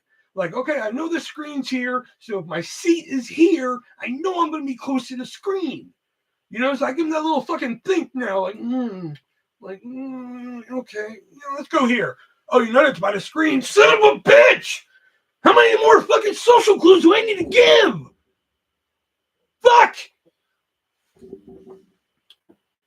All right, so number 9 was Sex and the City, the movie. Great movie, based off the show. If you love the fucking show, watch the movie.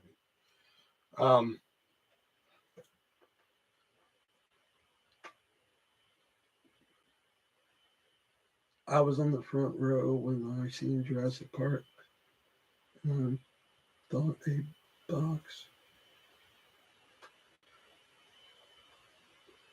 I mean, Jurassic Park 3D. Dude. Fuck you, Brett. I will say, fucking some of the sequel, it gets a little fucking brutal to sit through. It's just like, fucking, you could have cut some of this shit. You know?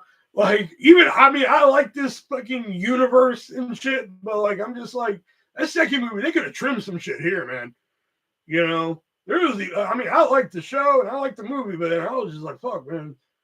You know, like, fuck, you gotta trim some shit here, man. Yeah, y'all just want some glamour shots at this point. Y'all were like, we're in fucking Abu Dhabi filming and we fucking know it. Like, shit, dude.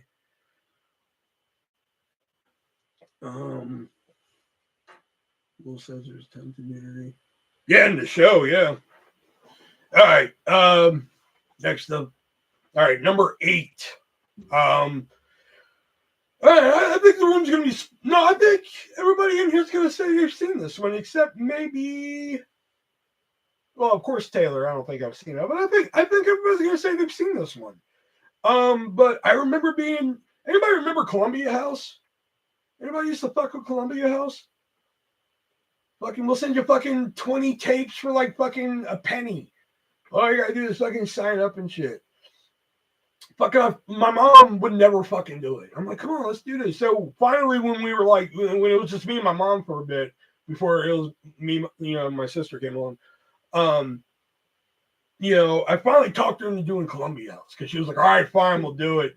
You know, so we got like fucking, you know, this tape. So I'm looking at the fucking movie, and she was like, all right, you pick 4, I'll pick 4, and then we'll both pick the fucking 9th one. It was 9 of them for like a fucking penny. Or like fucking hey. So in one of the movies I picked, I've never seen, but I've heard about. You know? So I was like, all right, I'm gonna pick this one. So we finally got all the Columbia House fucking movies and shit. I remember watching it one night. One of them was The Lost Boys, which there's an honorable mention right there. I would say that's an honorable mention, The Lost Boys. I know Erica hates the movie. Let's not all fucking mention that again, please. But like, I dig the fucking movie. It rocks hard. The soundtrack rocks hard to me. Erica disagrees, and that's okay. But I think the fucking soundtrack rocks hard. The movie rocks hard. So I threw that on an honorable mention, you know? But another tape I got was fucking another like dark movie, and it had Brandon Lee in it, The Crow.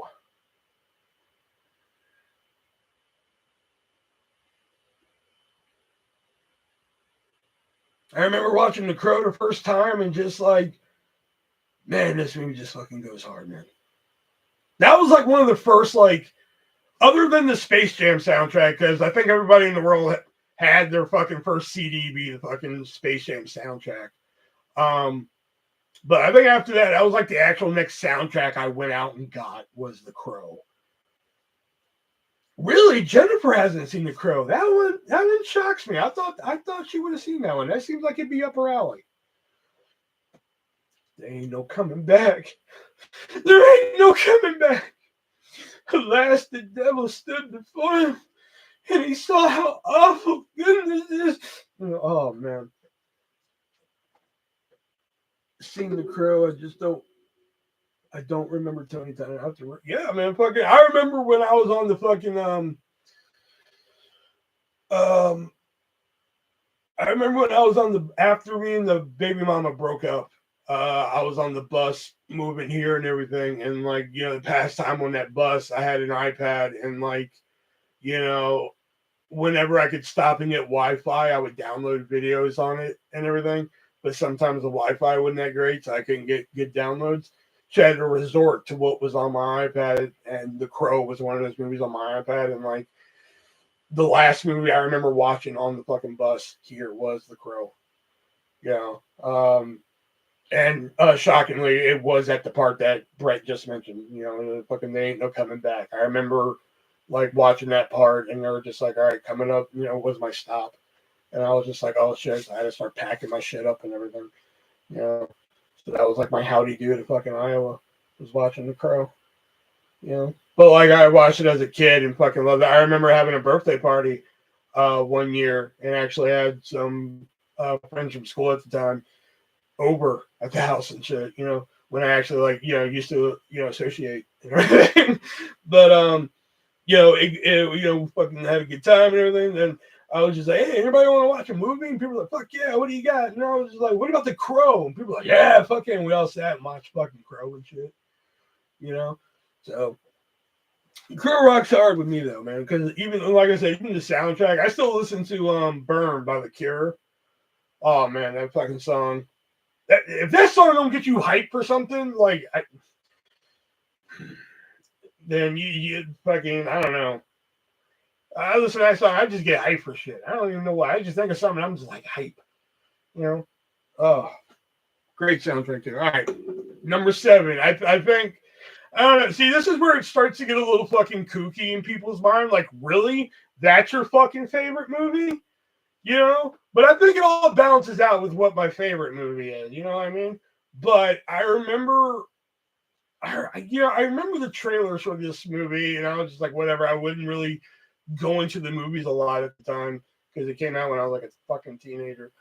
But like, I can't remember. I think no, it couldn't have been in the process for a movie. I don't know. I know I missed it in theater for some reason, but it came out on fucking video, and Justice fucking fell in love with it. He was actually like, dude, this is fucking awesome. You're gonna fucking love it. And I watched it, and I thought it was fucking retarded. I was like, this is the fucking dumbest fucking movie. But sometimes you have to rewatch something really good. Like that's why, like sometimes even if I hate a movie, I'll sometimes give it a second chance, depending on what it is. Sometimes even third chances, because I might find some shit I like in it. Hence how I ended up liking the fucking Nightmare on Elm Street remake. But anyway, but I watched it a fucking second time. I was like, this is actually pretty fucking funny. And there's like a partner that still to this day makes me fucking laugh, and I really wish Homeboy would still make movies like this. Both of them, as a matter of fact. But like, fucking dude, where's my car? The original Crow is the best one. Yeah, I've always wanted to watch the sequels to The Crow. I've always heard they're fucking awful. I hear City of Angels though is actually okay, but I hear there's a better version of it. Like I've heard there's like a better cut of it. And then, oh man, when he's like, I'm gonna come in and say, and then again, and then he fucking breaks that speed. Oh, that cracks me through the day. Plus, I will say, if you ever thought of something as boring, and you're like, man, like, how can I make something that sounds boring fun? if you're ever like, man, what the fuck is a director's commentary track? What the fuck is that? I would listen to the Dude Where's My Car commentary, which features Sean William Scott, Ashton Kutcher, and the director Danny Liner, God bless his soul. And it's an excellent commentary because you actually get to learn stuff. Plus, they're fucking around. You know, it's very fucking entertaining. It's like one of the very first commentaries I've ever listened to. But and you know, I can't even say the soundtrack fucks hard on this. I think there's only like one good song in there. I'm really like, yeah, that kicks ass. But like, you know, but still, I think it's a very fucking funny movie. Yeah, like at first I was like, this is stupid, but then once I watched it a second time, I was like, okay, I get it now. You know, now this I get it. No, fuck you. No, I never got no fuck you. Okay, never mind. Sorry. Somebody else messaged me. Sorry. And then, you know, I wish they'd come back and make a sequel right now and be like, dude, where's my boat? You know, I wish they fucking something like that. You know, me and Justin said one day we're gonna write the porno, dude, where's my dick? But we never did that.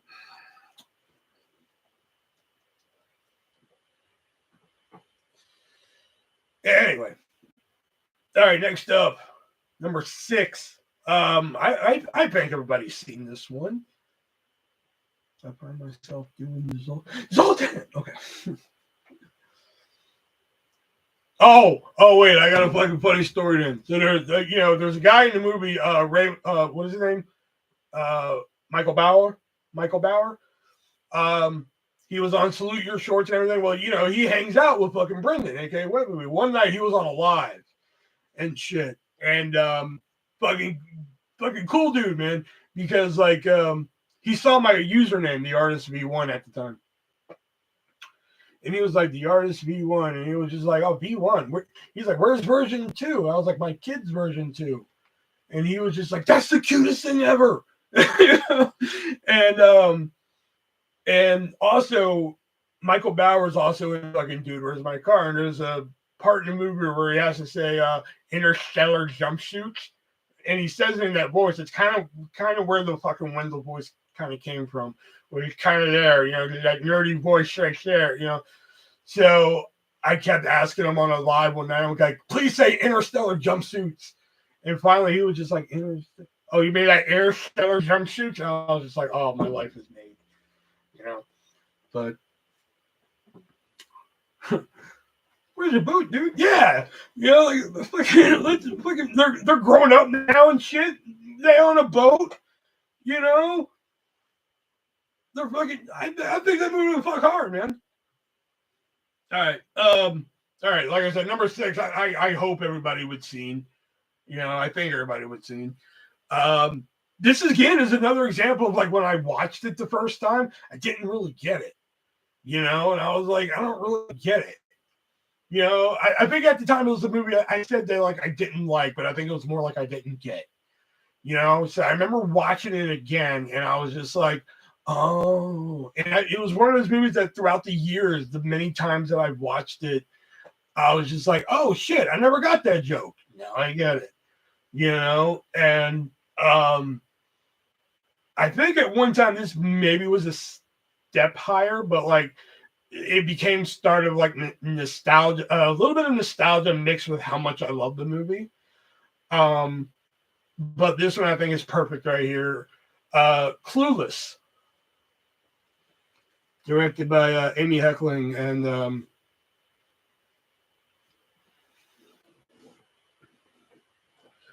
seen it?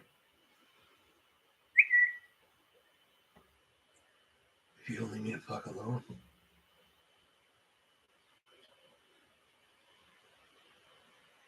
Seen it?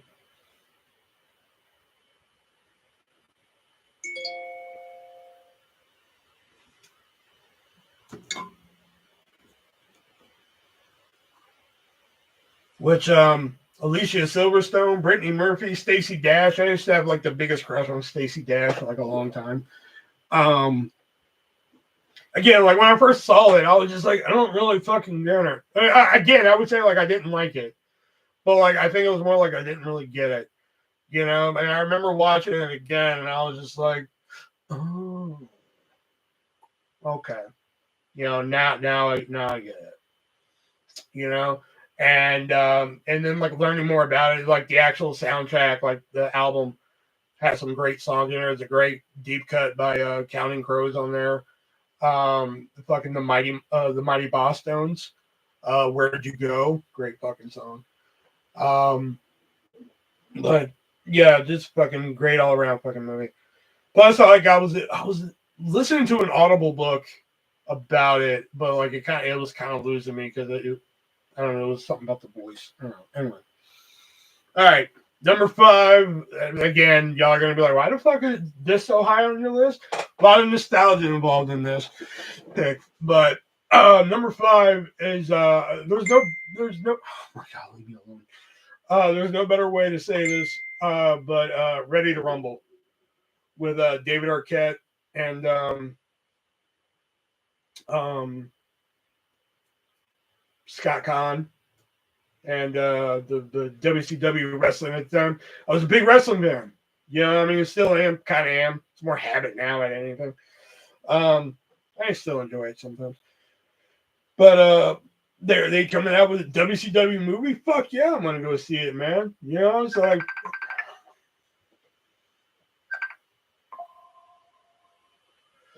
I'm like, fuck yeah, I'm gonna go see it, man. I remember I had a Diamond Dallas Page shirt and everything. Now, up until this point, I just knew they had a Ready to Rumble movie, and I kind of saw like some fucking, you know, one like today where you can just go online, watch a movie clip, and be like, oh, okay, got it, boom. You know, like you got to catch some shit on TV every now and then, fucking. So, so I'm wearing Diamond Dallas Page's shirt and everything. I go to the movie theater and fucking check it out and everything, and had no idea Diamond Dallas Page was the villain of the movie. You know, you know. I mean, thankfully nobody else was in the theater to really give a shit. But it was another one that like I got on DVD. It was like one of the first DVDs I owned. It was like first like 20 DVDs I owned. Um, in fact, I think I have a copy like sitting right here. As a matter of fact, don't I? Nope, I lied. Okay, I used to have one sitting right here. I used to have one sitting right there, um, but like that's another one where like I probably know the commentary fucking inside and out. You know, I've listened to it so many fucking times. You know,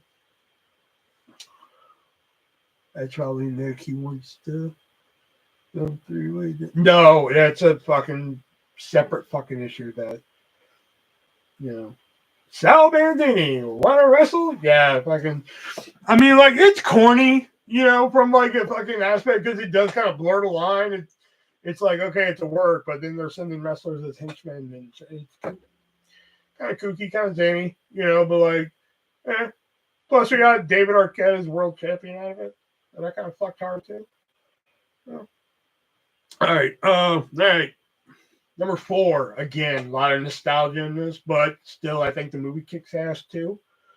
But I remember this movie. It was one of those movies you always heard about. You know, like you know, you always heard about it. When's it coming out? When's it coming out? When's it coming out? Oh, it's coming out this year. It's coming out this year. Coming out this year. Motherfucker, it's been coming out since the 90s. It was like 2003 and it still hasn't fucking come out yet. Then we finally got a trailer. And the trailer wasn't promising.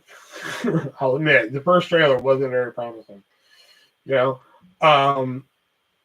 But then, like, fucking, I went to the movie, fucking, opening night. I even snuck in. And here's how I fucking did. You know, I wouldn't even say it was really fucking sly. It was, you know, I could have been even slyer about it. But, like, you know, we got to the theater because, like, you know, I dragged my mom to it. You know, I was like, we're going to see Freddy versus Jason. She's like, what? We're going, you know. So we get there. And, this, you know, when she could still, like, fucking get around and shit, you know what I mean? So she's like, go hop in line. I was like, line? I look, and there's a fucking line. We got there late. You know, this one I wasn't thinking Sex and the City mentality at the time. And this was like fucking, you know, fucking 6 years before it anyway.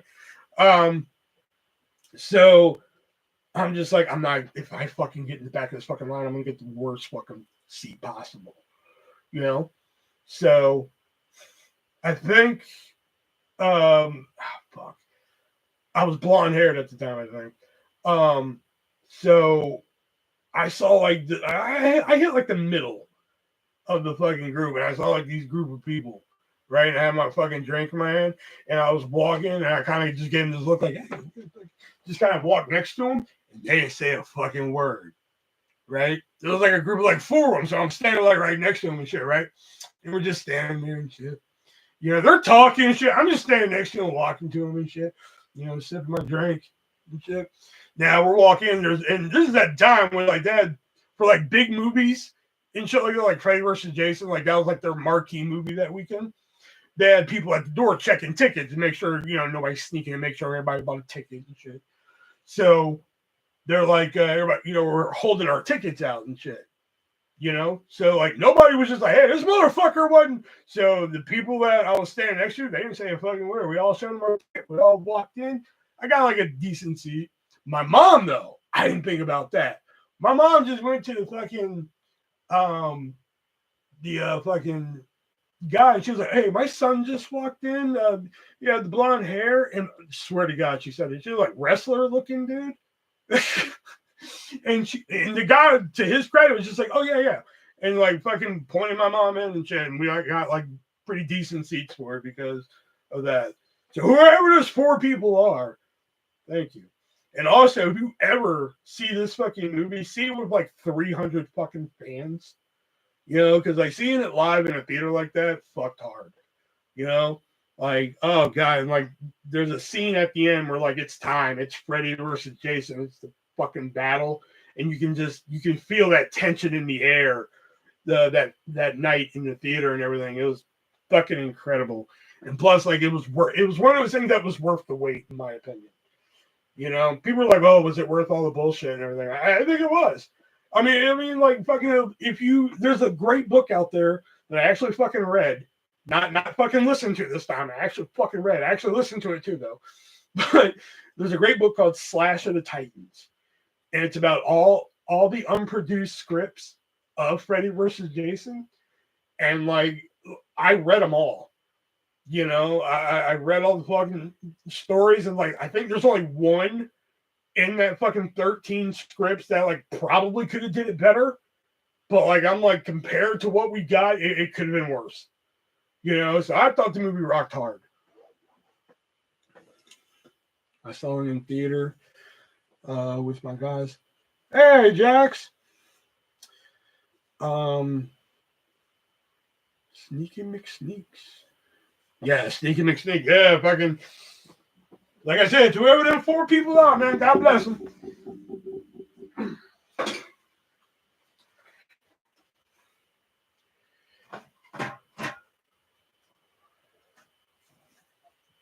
All right. Number 3, I think either y'all are going to think one of 2 things. Y'all are going to be like, yeah, no fucking shit. Or like, really?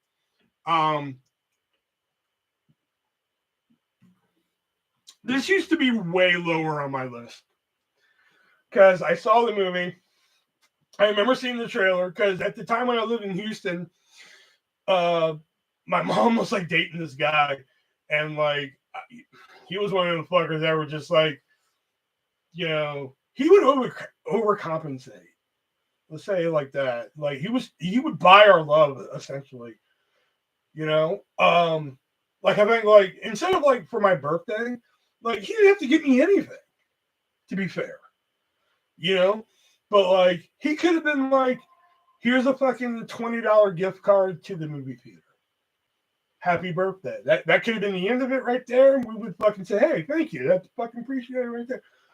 Not 20, not 30, not 40, not 50, but $60 to the fucking theater and shit.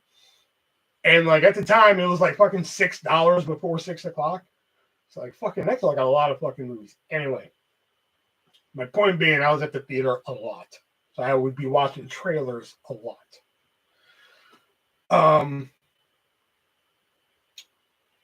And this is like the internet, big thing now. Movie trailers on YouTube. You go to IMDb, you learn about shit. Did a little research about the movie before it came out. Shit, and I was like, this sounds interesting. Went to it. Thankfully, I went and saw it because the movie bombed that weekend. Came out on video or DVD, I should say. Bought it, and like, just whenever I think about this fucking movie, man, I'm just like, I get it, man. Like, I just get this movie so much. Like I relate to this fucking movie in ways. To the point where like I even went out and just like bought everything related to it. Like, I Love You, Beth Cooper. There's the actual novel. There's the audiobook. There's the soundtrack. Oh, son of a bitch. There's the stickers. Oh, fuck. Have not seen it. Oh my god. It's just so fucking poignant, man. Like, I knew it. I knew that was the one. Oh god, I just fucking love that fucking movie. There's just a fucking transaction in my ass. Oh, okay. Yeah. Never seen it. Sounds. Shut up, Brett. But like, yeah, it plus it's a movie that takes place in the course of a night, which that's a plus right there because I fucking love movies like that. I mean, Clerks is a perfect example of that. Like, most of the Clerks movies are, I think 2 out of 3 Clerks movies are like that. Oh no, they all 3 do that. Yeah, because the second one is in one day too, isn't it? Yeah, that's in one day. Like I just love movies that take place in the course of a day. So, and this is one of the movies, and unfortunately, I've never seen it. Yeah, I'm not surprised at this one, but it's incredible. Like, I will say that I saw the movie first before going to read the book, and I actually have like a hardcover edition upstairs too. I have my eyes on a signed copy by the author. But it's good. It's incredible. The book is a little bit fucking. I wouldn't say more hardcore, but you can. There's some differences, but but I'd suggest either one. It's kind of somewhat very in terms of like faithfulness. It's pretty fucking close. You can see where they had to clean shit up for the fucking movie, but other than that, it kind of follows it. Like when I was listening to the fucking audiobook, I'm like, I'm playing the movie in my head. I'm just like, there's only a couple parts where I'm just like, okay, that wasn't in the movie. And then like the ending's different in the book than the movie.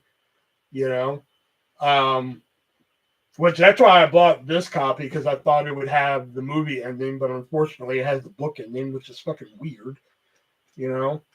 Like I thought it was like a movie novelization, but anyway, yeah, I love you, Beth Cooper. Number 2, I can guarantee the only one I think has an inkling of a fucking chance I've probably seen this is Death Punch. Maybe if I have a daughter, unfortunately, I've never seen it. Man. Yeah, the audiobook version here. The unabridged.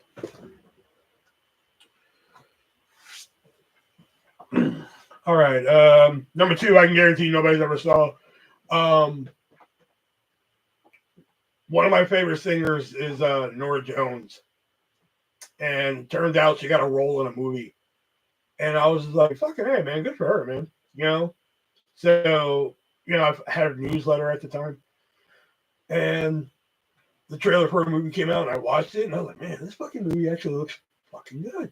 I was kind of like just watching it as like, fuck yeah, Norah Jones in a movie. But then I watched it, I was like, man, this movie fucking looks good. It had Jude Law in it. fucking Natalie Portman. I was like, fucking hey, man. It's a movie called My Blueberry Nights, you know, and it's about how like this room spun there for a second. And it's about how this chick kind of breaks up with her dude and shit, and she kind of goes on like this like year-long like around the country journey and shit, you know, and it's backed up by like the fucking smoothest fucking soundtrack you'll ever fucking hear in your life. You know, there's some great fucking music on the soundtrack. The score is done by a guy named Ry Cooder. It's incredible. The actors in it, and it's strange because there's an actor in this movie that's also my favorite movie of all time. David Strathairn's in this movie. But like I said, Natalie Portman's in it. The singer Cat Power, remember when she was popular for that day? That was fun. She's in the movie, and she actually does a fine job. Jude Law's in it. That was before everybody hated him, apparently. I like how like one day we just fucking love people, and all of a sudden, fucking, you know, like I said last time, I'm like, all of a sudden we hate Katy Perry, and I'm just like, I don't get it. I fucking love Katy Perry, except those last few albums. I know it, but okay. Anyway, but yeah, My Blueberry Nights. I think it's a little difficult to find. I don't think it's really streaming anywhere, is it? I could be wrong on that way. It could be fucking easily to find. I don't know, but like, I will say it's not really a movie I revisit often. I kind of revisit the soundtrack more often, and it kind of like brings me to the movie. You know what I mean? I've seen the movie a handful of times, but like, what really fucking sticks out to me with this movie is that there's a theater chain called the Angelica. And if you know anything about Kevin Smith, you know, Clerks, when it premiered, had a premiere at the theater chain, the Angelica. And the only theater in Houston that was playing My Blueberry Nights was the Angelica Theater. So I was dropped off one day while my family went and did fucking something, and I got to fucking go see this movie in theater. And it was fucking worth it. You know, worth going to downtown fucking Houston, which if Jax knows, Erica knows, if it's fucking worth going downtown Houston for, fucking, it's on Prime. Oh, it's on Pluto TV. Well, fucking hey, man. Okay, yeah, man. Because like, not only does it have the soundtrack by Ry Cooder, it also has "I've Got Dreams to Remember" by Otis Redding. Oh. Plus, there's a great song. There's Nora Jones did a song for the soundtrack called "The Story." Yeah, I believe that's the one. The Story. Cat Power did a great song called "The Greatest." I want to say she did. Amazing fucking soundtrack. Incredible.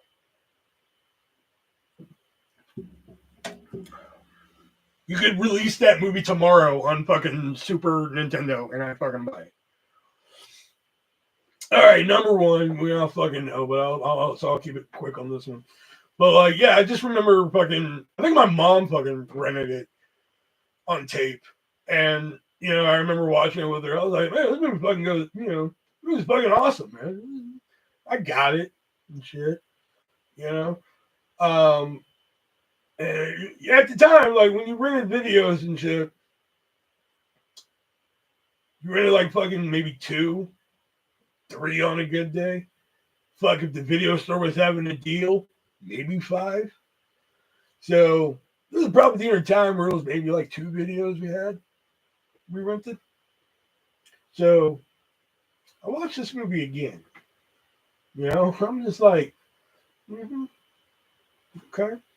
You know, I'm getting it and everything. And like, it kind of became like a real good comfort movie.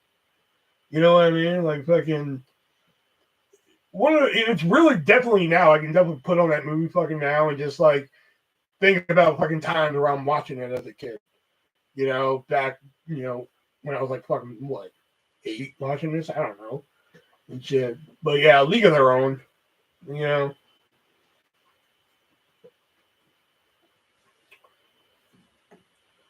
To the point where, like, my mom, I've said this before, but my mom used to try and, like, give me trivia questions from fucking, the movie. She'd be like, okay, well, what was Betty's last name? I mean, spaghetti, you know, come on. Like, what position did Doris play? I'm like, third base. You know, like, she'd always try and quiz me and shit. And, like, every time we talk about this movie, and one day she was just like fucking she got to the point where, like, I wouldn't say she was annoyed, but she was just like, what else can I fucking ask him? You know? Because, like, we would go on, like, trips from, like, North Carolina to Virginia sometimes, and we would do shit to entertain us, you know, and this was something we would do. So I remember she was like, you could tell, like, her brain was just, what the fuck else can I ask him?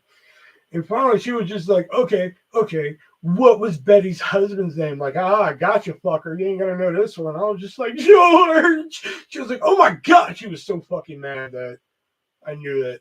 And then he, like, cried like her and shit. She was so fucking mad. You know?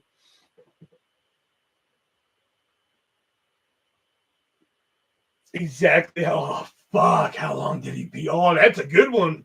Brett, okay, let me think. Hold on. Oh, fuck. Okay, he comes in.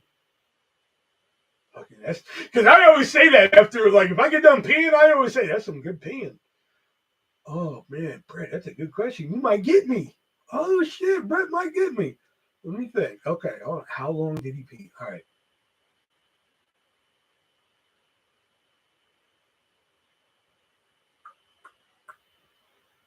I'm trying to think how long that scene, because I know it's real time.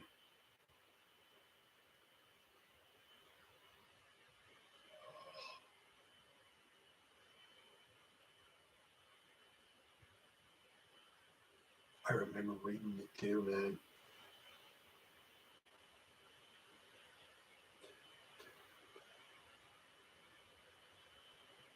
Because he comes in from the pees, stops, starts again, dun, dun. Oh, those count. Those count. Dun. But fucking.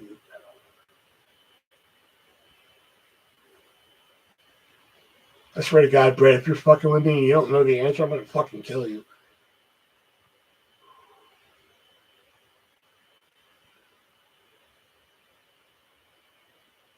This 53 seconds?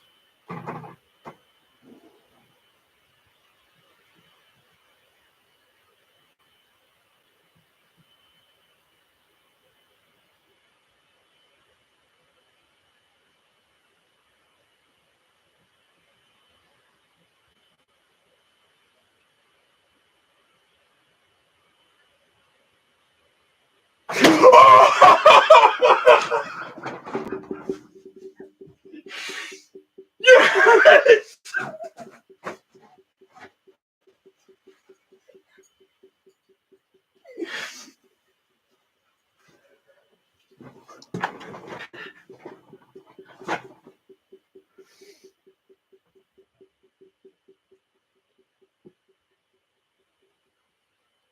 Oh shit! Oh my God, my heart's racing like that was fucking Who Wants to Be a Billionaire, man. Holy shit! That was the hardest question I've ever fucking had to answer from that fucking movie. Whew. Jennifer, we were talking about my favorite movie of all time, which is a movie called A League of Their Own. And we were in the movie A League of Their Own. And y'all saw me. I didn't look up shit.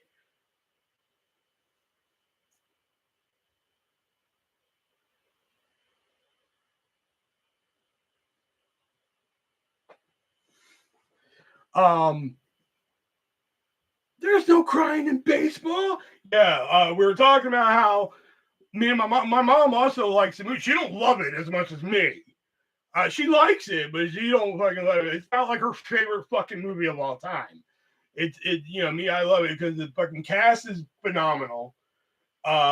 and everything. So I was telling them how, me and my mom used to quiz each other on the fucking movie, um, and how my mom just got to a point one time where she was like, "I'm gonna get him, I'm gonna get him," and she asked me a question, and she had that like mentality of just like, "Yeah, answer that one, fucker," and I got her with it, and it just fucking drove her nuts because she could never get me and everything. So Brett threw that fucking question out, because there's a scene in the movie where Tom Hanks pees, and he just comes in and pees and doesn't talk to anybody, and he asked like fucking how exactly long was it, and I sat here and fucking just debated it down. I ran the fucking scene through my head, and there you go.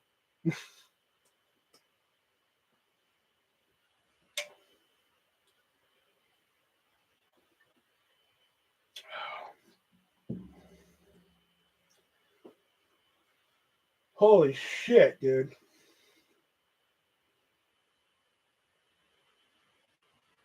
I'm impressed. It'd be one thing if I was just like, I just sat here and thought of the number 53. If I'm just like, I don't know about 53. That could have been a lucky guess. But the fact that I played the scene in my brain and then came up with 53, I think that's a little bit more impressive. Especially because I'm fucking high. um, but wow, that actually took way longer than I thought. I didn't expect it to take that long, but because I was fucking high. But yeah, hopefully y'all enjoyed that because I actually came up with that. Well, I wouldn't say I came up with it again. Thank the nostalgia critic, believe it or not. Because he was just like, I changed my favorite 20 movies. I was like, I'm going to change mine. Like I said, wrote the list up and everything. So if you haven't seen these, apparently none of y'all have, I highly suggest at least checking them out. So I'm going to make my list. There's no crying in baseball. Recap. Oh, okay. Recap. Short recap. Number 20, Jumping Jack Flash, Whoopi Goldberg movie from the 80s. I'll keep them short now. 19, Monster Squad, kid-friendly monster movie from the 80s. 18, Clue, the movie, the best fucking board game adaptation there is. 17, Super Size Me, the best food documentary. But honorable mention to Food Inc. The Goonies coming in at number 16. Great movie. I just have a feeling people are going to be like, that should be higher. I'm like, make your own fucking listen. 15, the movie Big with Tom Hanks. Number 14, Bill and Ted's Excellent Adventure, or insert the whole franchise, because I kind of love all these movies equally. They're so good, but more importantly, the first one, because it's just really great, and plus the soundtrack's really good. Number 13 is Jim Carrey's Man on the Moon, the Andy Kaufman biopic. If you look at it as a straight adaptation of Andy Kaufman, it's it's a little shaky there, but as like a movie itself, it's pretty good. Number 12, Corner Gas, the movie based off the TV show. You don't have to watch the fucking show to get the movie, maybe for a couple jokes. Number 11 is A Christmas Story. Everybody has that one drilled in their head by now. 10 is Can't Hardly Wait with Jennifer Love Hewitt and a whole cast of others. 9 was Sex and the City, the movie. Then The Crow, Dude, Where's My Car? Clueless, the wrestling classic Ready to Rumble, Freddy vs. Jason, I Love You, Beth Cooper, My Blueberry Nights, and of course, A League of Their Own.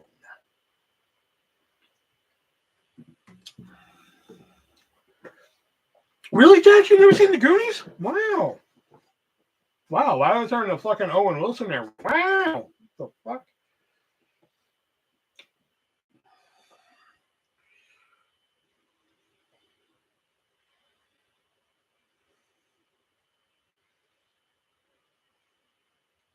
But yeah, like I said, I don't know why. I just thought that was something fun we could do. We all like fucking movies in here, so I figured that'd be something fun to do.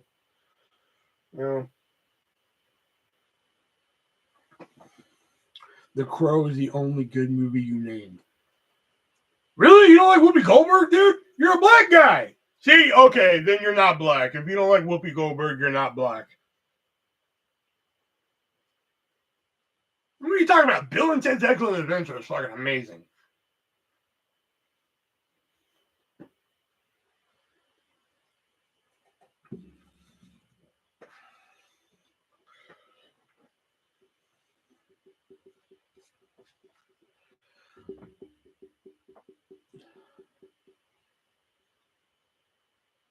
I don't like her anymore either.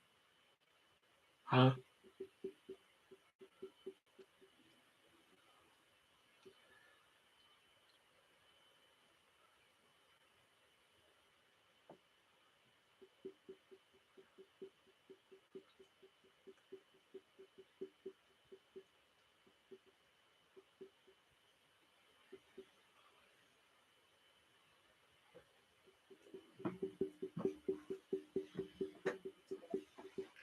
You gotta love Dude, Where's My Car? Oh, yeah.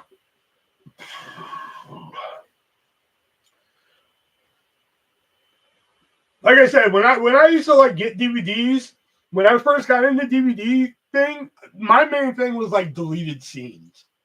That was like my fucking thing. Like I'd look on the back of a fucking DVD and I'm like, does it have deleted scenes? That was like my fucking gig. You know, that was like my fucking like main selling point on fucking DVD. It was like, fucking man, like they're gonna show us shit that ain't supposed, like they fucking cut from the movie, you know? And like some of it's bad, you know, some of it's good and shit, you know. Like some of it's like, fuck, that should be in the movie. That's what got me on DVD. You know, that entertained me. You know, like shit like director's commentary, like, what the fuck is this? And it's like fucking somebody talking over fucking fuck that. You know, I didn't think anything about it, you know.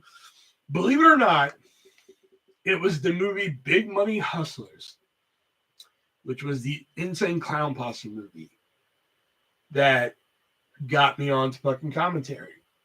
Because I was like, commentary, what the fuck did they talk about on this? You know, and it was Violent J, Rude Boy, and I can't remember at the moment. I know Violent J was on there, but like it was actually very funny and actually very informative fucking commentary. I was just like, wow, there's actually a lot of like behind the scene like fucking knowledge here. Plus, he's actually making some pretty fucking funny jokes at the movie's expense. And plus, he's giving me like some behind the scenes shit. Oh, this is actually pretty fucking entertaining. I wonder if all commentaries are like this. Newsflash, they're not. I learned that the hard way with Moulin Rouge. I started listening to Moulin Rouge commentary, and I was just like, I don't want to blow my brains out. This is boring. Yeah, the day for this was pretty cloudy, you know, but thank God we were in a building. But I remember when we had the sound mix this, and we had the right there with the color texture mixing in. I'm like, you fucking talk about something else other than color texture? Like, listen, it looks beautiful. I'm not gonna fucking lie, but fuck, can you talk about something else? I think I've seen that movie. Are you a juggalo? I am not a juggalo, and the reason why I say that is because, you know, my buddy Justice, like, you know, if you go listen to our podcast together and shit, like I've said before, I can name an Insane Clown Posse song. He can name exactly what album and what track number it is. You know, it's fucking like weird as fuck.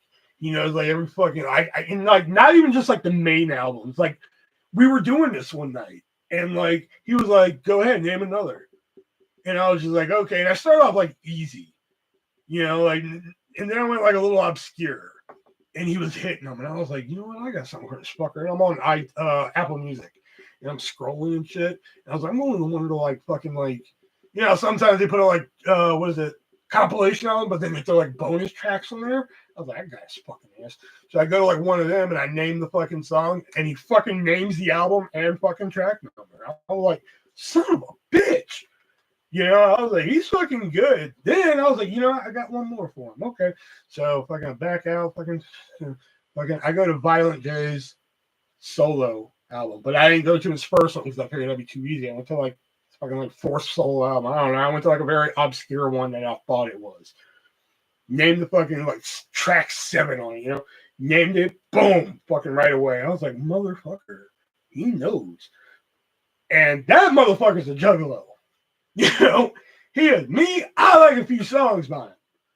You know, you will never see me at fucking Juggalo Fest, or what is it?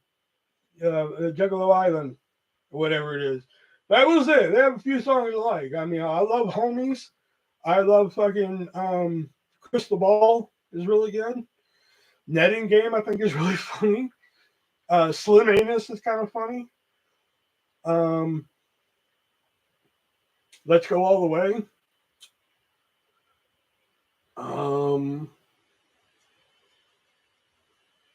There's probably a few others in there I'm missing, but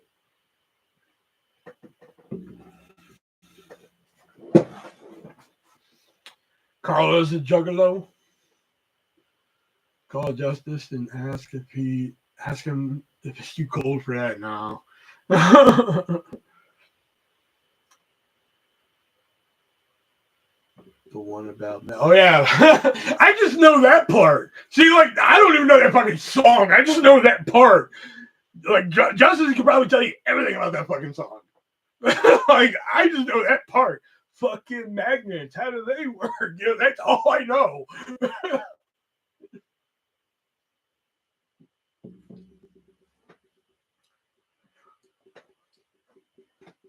And I may have like heard some like other one, like they did that song about Chris Benoit, the wrestler.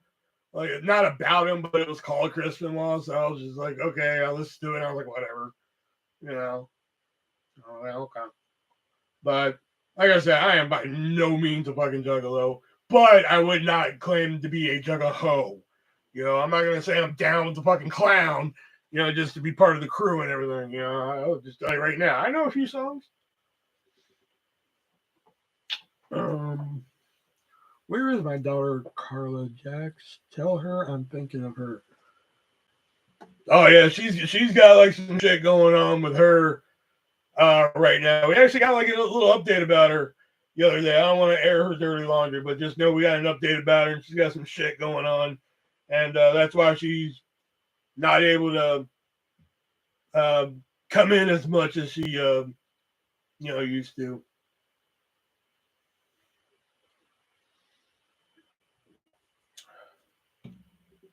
She said, "Send some fucking child support, Dad."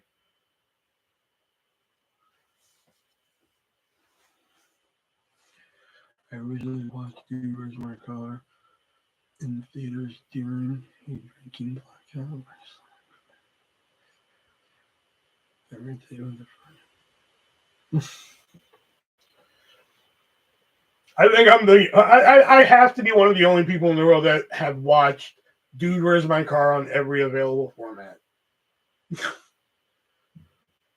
I've watched it on VHS, DVD, Blu-ray, and BMD.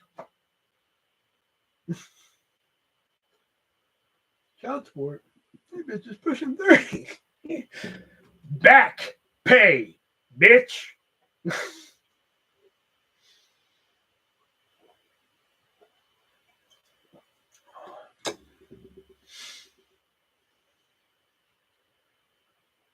You should have dated Carla too. Oh yeah, I was gonna do that, and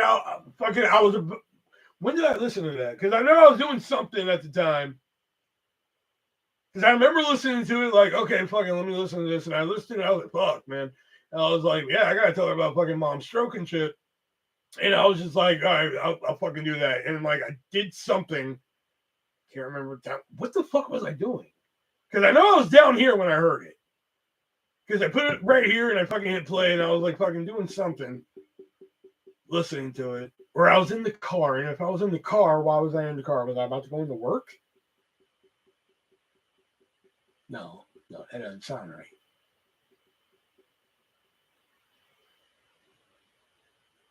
Yeah, I had to be down here when I listened to it.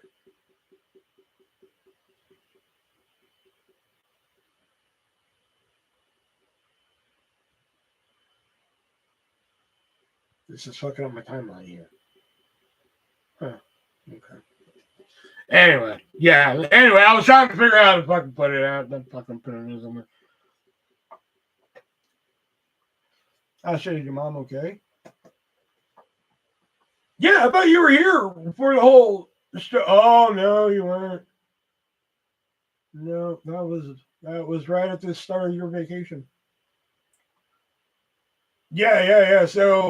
Um, so for those of you who missed the beginning of the story, so my mom actually went to go visit my sister and her kids in Virginia back in November, or like end of November. So she was gonna go there for Christmas and come back January 27th, you know.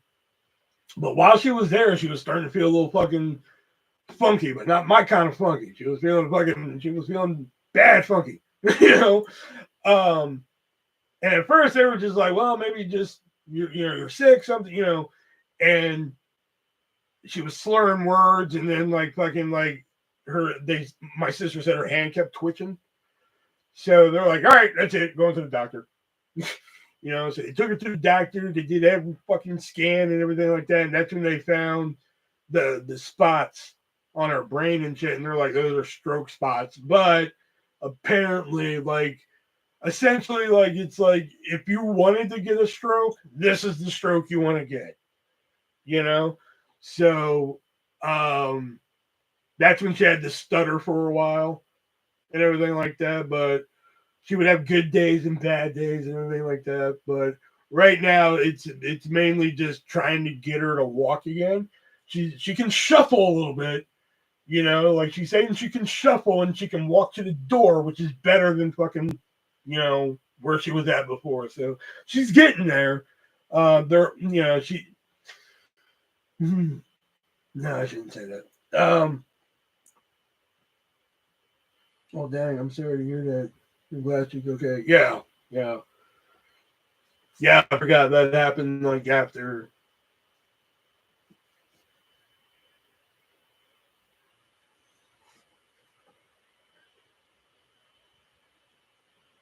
Yeah, but she's doing better now. Yeah, she'll call me sometimes. She'll call sometimes and fucking little bullshit, not an hour and everything. You know,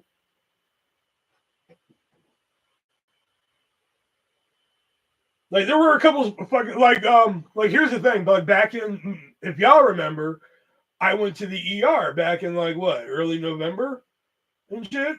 You know, yeah. I remember I came on here. Hey guys, I went to the ER and shit.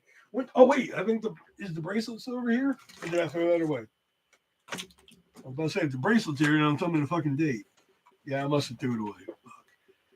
I know it was like early November or something. Um, so that was like right before my mom went on vacation. Now, the thing about it is, I told them, hey guys, I'm just gonna go to the hospital. I'm gonna go to the ER real quick. I'm feeling really nauseous. Da, da, da. My mom's like, "Are you sure you want to go by yourself?" I was like, "Yeah, I'm just feeling really nauseous. So like, I'm just gonna get checked out. I'm feeling fucked up. You know, I'm cool." And they're like, "You don't want us to go with you?" I was like, "No, we're fine. I'm fine. Just fucking stay here." So I go to the hospital. I go to the ER. I park. My phone rings. It's my mom, and she's like, "Hey, you want me to take a cab and come up there?" I was like, "Mom, I'm fine." She's like, "No, you're not. You're at the ER." I was like, "Touche," but I'm saying like I got this. I'm okay. And she was like, "Okay." Click hang up. Now I'm telling you that because when she got like to where she could talk again with no stutter and everything, she you had to ask her stuff that she remembers and everything. Like we had to ask her like, "What's the dog's name?" And she's like, "Cook, cook, cook, cook." She had a little stutter, and then Chloe would pop out. And like, I asked her one time what my kid's name is. I was like, "What's my kid's name?" And she said my kid's name. And I was like, "Okay." Um, and I was like, and I remember we were talking, and I said like, "Oh yeah," because she was like, "Oh, you're off the Ozempic?" I was like, "Yeah," because remember when I went to the ER in November? She was like, "No." I was like, "You don't remember? I went to the ER back in November for the nausea." Silence. No. I was like, "Really? You called me and asked if you wanted you to come up there?" Nope. She had no recollection of that. you know. But here's the fucking strange thing. She told me the other day. Now here's the thing. Maybe I'm getting a little too deep for this, but here's the thing. She's staying with my sister. That, you know, I don't really see eye to eye with my sister. I haven't in fucking many years. But there's been a couple times during this whole ordeal that I've had to talk to her, not because I wanted to, because I had to. Because there were a couple times at the moment where we had, you know, quote unquote, talk about arrangements because we didn't know there for a minute, you know. But you know, luckily things looked up there. You know, now at this point, if a heart attack, a stroke, a fucking hepatitis C, if none of that took my mom out, it's gonna be something stupid like a fucking mosquito bite, you know, or something stupid like a mosquito bite that leads to malaria. You know, I don't know. I'm fucking malaria. My mom beat COVID 3 times. So, like, you know, we're at this point, I'm like, fucking, it's going to be something stupid now. You know, stray bullet or some shit, you know. I've been off the Ozempic since for about 3 months now. And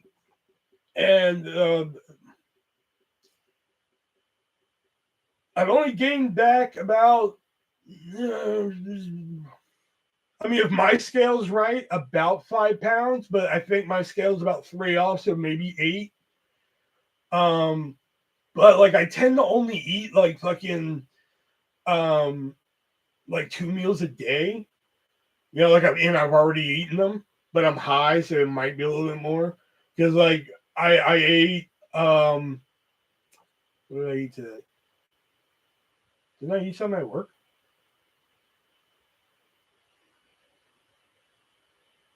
Oh no, I didn't. Because I was on the fucking line all day. Oh, fuck me running. Okay. So yeah, anyway, my point being, sorry, I had to see my fucking meltdown there. My point being is I usually eat like 2 meals a day now. You know? But sometimes there might be something thrown in the middle there. Sometimes like if I'm running out the door to like go to work, I'll fucking grab a Pop Tart, something. My doctor's like gotta eat more fruit. Um but yeah, I don't know, the checkup is not this week but next. You know. Why because okay. So, not the last checkup, but the checkup before that. So about 6 months ago. No, I do. Yeah, about 6 months ago. So she wanted to take me off the Ozempic, and I was just like, no. And she was like, why? And I was just like, look at the numbers. My numbers haven't been this great in fucking a long time. Plus, I'm going to tell her that, you know, fucking, you know, I just had this revelation the other day. I think it's my fucking life crisis at the moment. I'm like, oh my God, I just fucking turned 29. I gotta fucking get my life in order, you know? So, but anyway, um, where was I going with this? Oh, yeah. So, she wanted to take me off the Ozempic, but I was like, no, look at the numbers and everything. They're fine. She was like, all right, I'll keep you on it and shit. Then I went to the ER, fucking vomited in the fucking ER. So, the only thing they could come up with was like whatever I ate was like in conjunction with the fucking Ozempic. That's the only thing they could come up with. So I was like, all right, thanks, doc. Left. So when I knew the second the fucking my doctor saw that on the report, she was gonna take it off. I knew it. Because the last time I fought her with it, you know, and I was like, when she sees it, she's just gonna fucking say take it off again.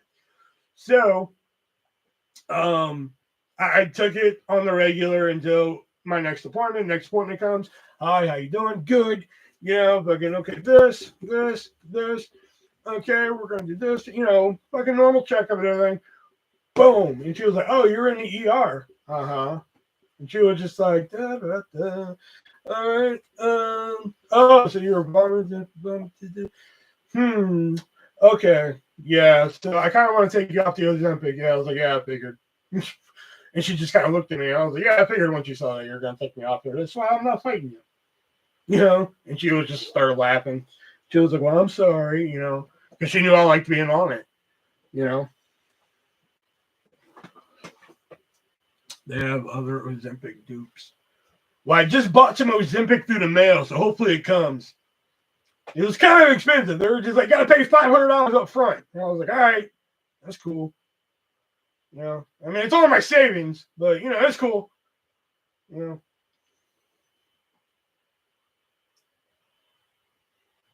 The needle looks a little rusty, but you know, I'm gonna give it the old rinse off and give it a whirl. Your mom is so yeah.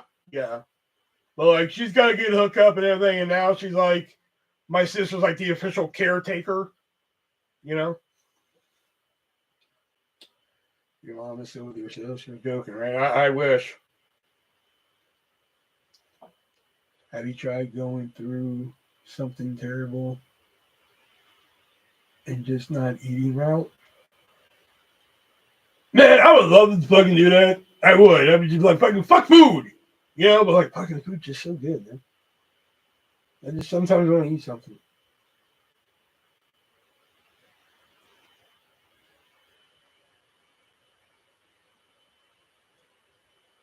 Oh, with a needle. Oh. No. I always see those fucking ads in my fucking spam mail. It's just like fucking zipping through the mail. And I'm kind of like half curious. You know, I'm like, what are you gonna get? You know, like what's the fuck? Like, I kind of like if I were a fucking scientist, I kind of just want to like see if you actually get an actual product. Fuck you. Hey, maybe that can be the channel now. That could be the channel. Everyone fucking donate. We'll fucking actually buy one of these Ozempics through the mail from spam mail, and we'll see if we actually get some. Go to fucking patreon.com/ fucking fuck. I don't know.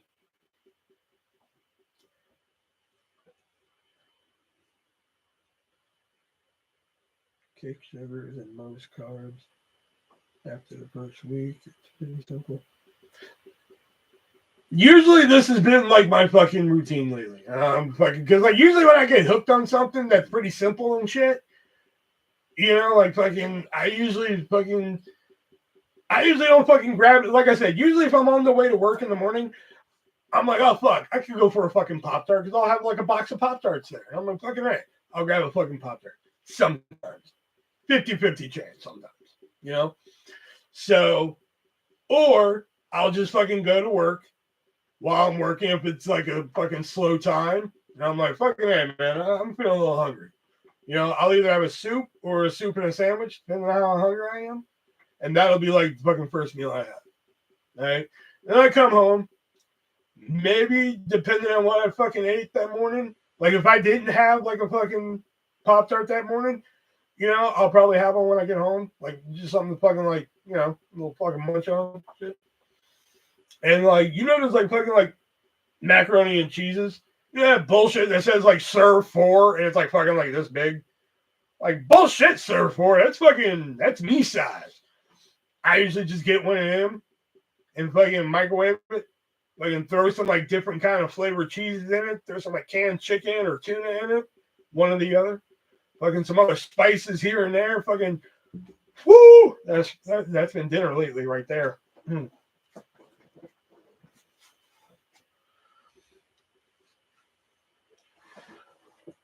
Just get a BBL.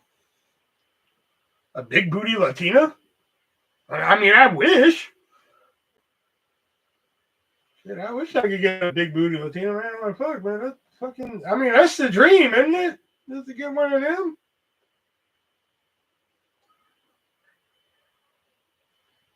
I lost 15 pounds, but I'm trying to go down another 10, and it's hard.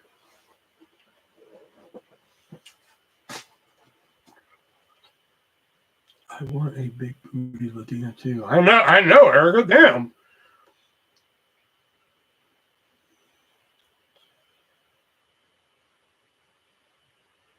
That's what I'm talking about. Fuck.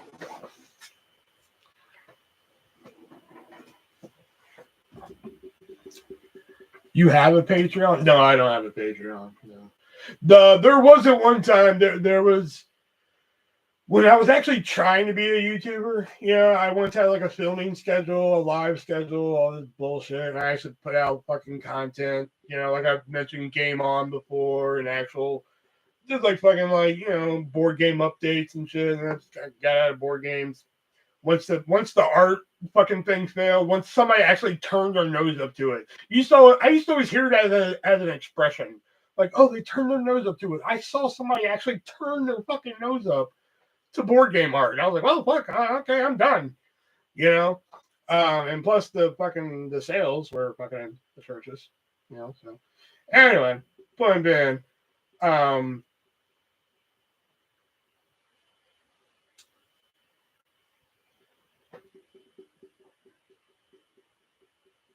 everyone wants one, Jake.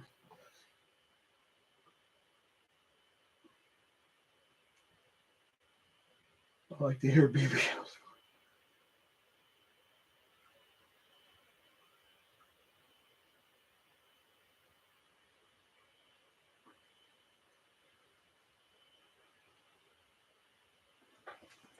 All right, I gotta call it a night so I can take the trash out. So, all right, Jax, see you later.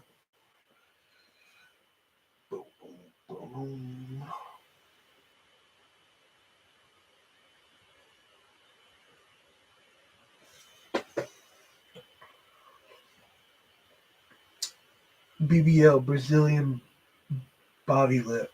It's plastic surgery. You could have said that before I just went on about big booty Latinas. Erica, I have a big booty. Indeed, you do.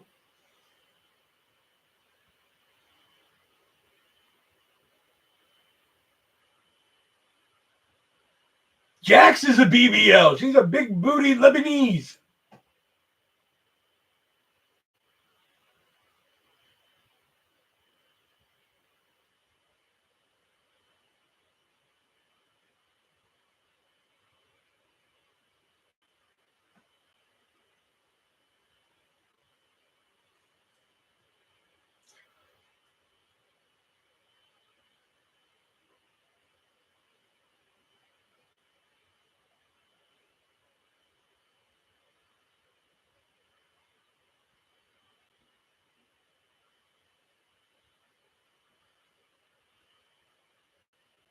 Yeah, this should what's this shit called? This should be called fucking memory unlocked. That's what I just feel like I did tonight. Just fucking unlocked fucking memories I didn't fucking remember in years.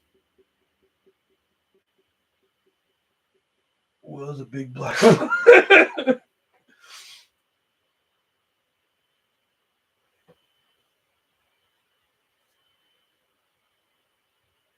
Why am I a big black lesbian? Dude, I'm not even black.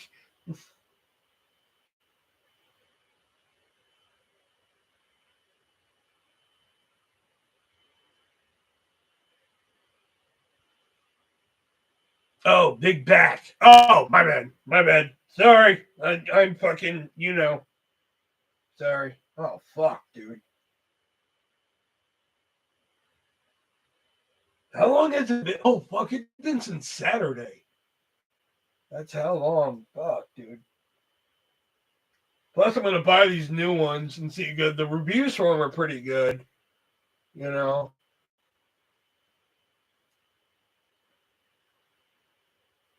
What is a drug problem? No, like I said before, it's not like I'm like, all right, man, I'm gonna go upstairs, watch a movie, and fucking take 2 of these gummies and relax. I only do them on here. I feel like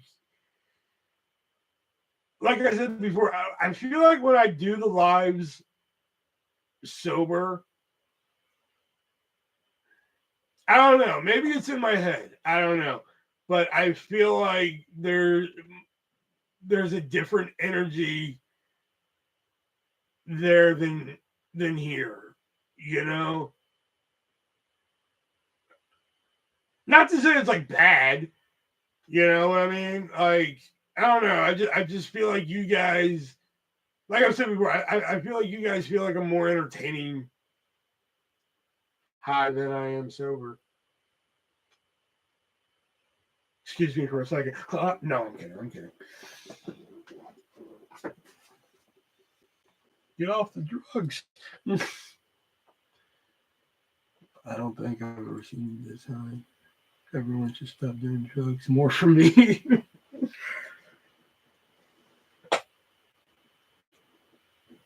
I don't know, because like this is something I never grew up with. I've never smoked weed. Never, I may have made jokes about fucking cocaine and fucking. I do that shit at work all the time. I tell them I do heroin at work. You know, like one night they were just like, "Will, you should come play Call of Duty with us." I was like, "Fucking hey, I don't fucking I'm just going along with it. I'm like, "Fuck yeah, Call of Duty." They're like, yeah, whenever we lose, whenever we die, we got to take a shot. I was like, fuck that, man. Whenever we die, I'm going to do a shot of heroin. And they're just like, fuck, Will's going to be fucking dead, dude. They're just fucking dying, man. Oh, my God. I smoked weed out of a can in middle school. Yeah, say like I never did any of that. I'm like one of the like 2% of people that fucking actually waited till they were 21 to drink. And like I have a very strong stance on fucking drinking and driving. You know.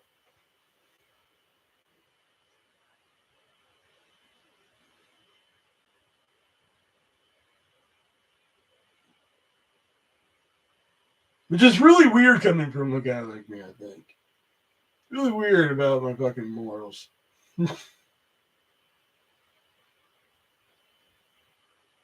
didn't touch anything while I was in school.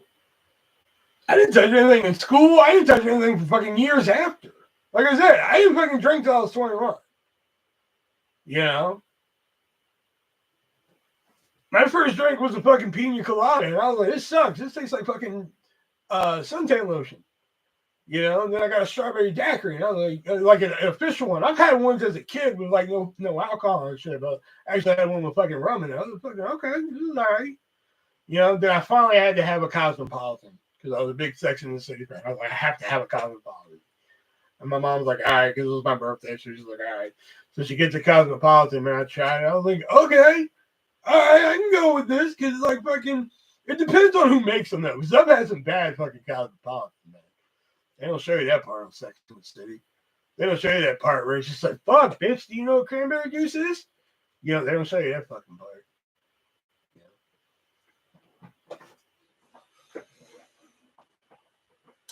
Grant, I always used a soda can.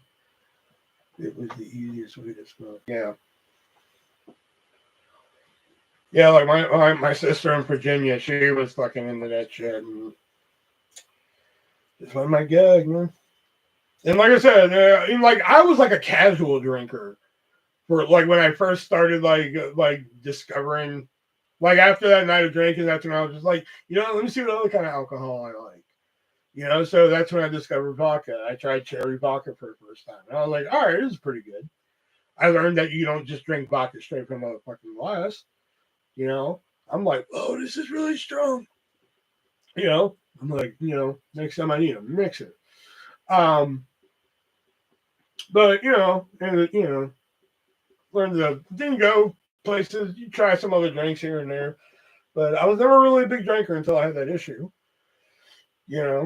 And then like fucking that I did find the WWE Seagram's fucking drink at Walmart the other day. I was thinking about buying it, but I was looking at the fucking drinks and like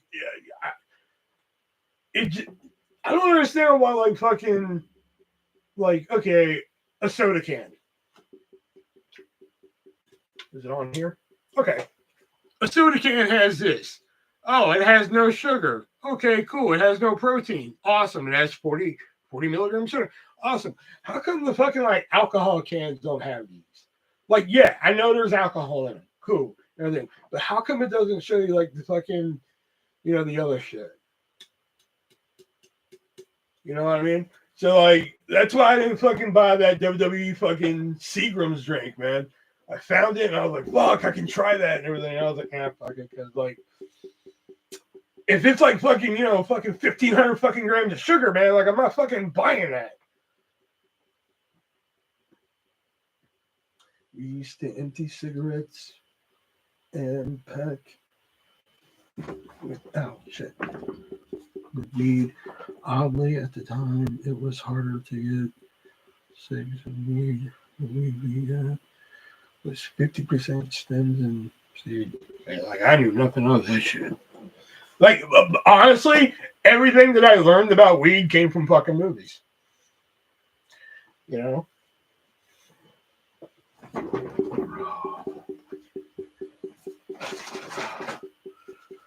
Ooh, where's Erica so I can make her proud of me today?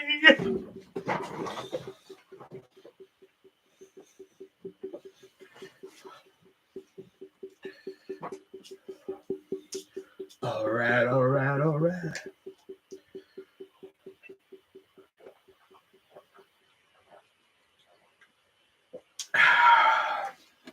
Delicious. I remember when I was first diabetic, I was very strict at the time. I once fucking lost like 30 pounds fucking just drinking Propel water, eating Cheerios. That was strictly my fucking diet. You know?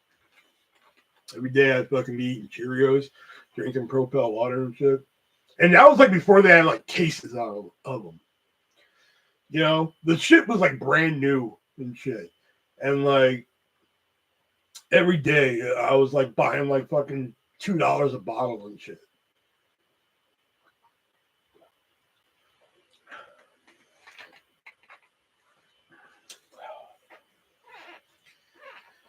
Like, it's changed so much over the years, but the lemon flavor, always the best. That and whatever peach one they do. But the peach one's always hard to find. But lemon, can never go wrong with fucking lemon. This Cheerios a code for a small British game.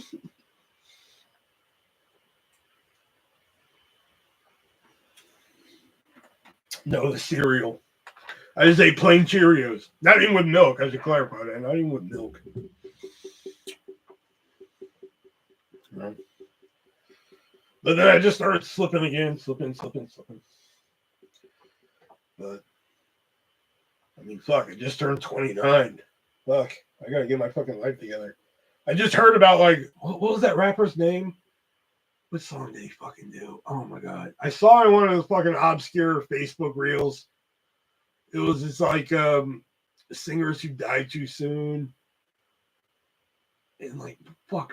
Anyway, fucking funny story was he died of complications of diabetes at 46.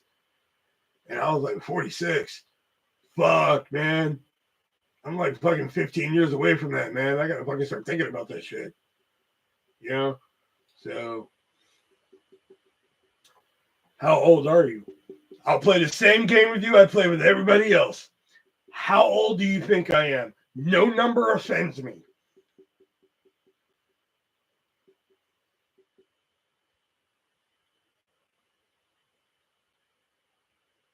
$35. Cool. Let's go with 35.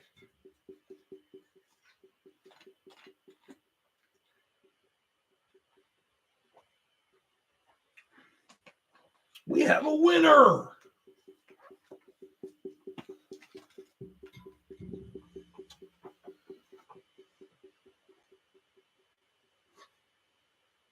Yeah, you were right. 35. Hey.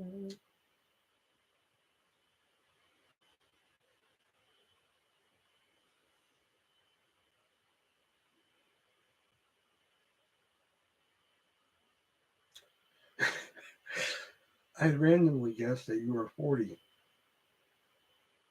Sure, let's go with 40. Like I said, no number offends me.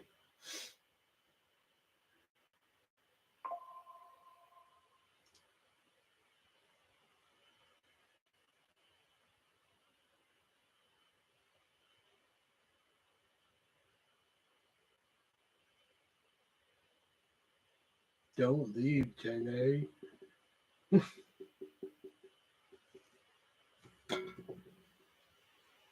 Okay, good night, everyone. Hey, where are you going? I'm lost without you.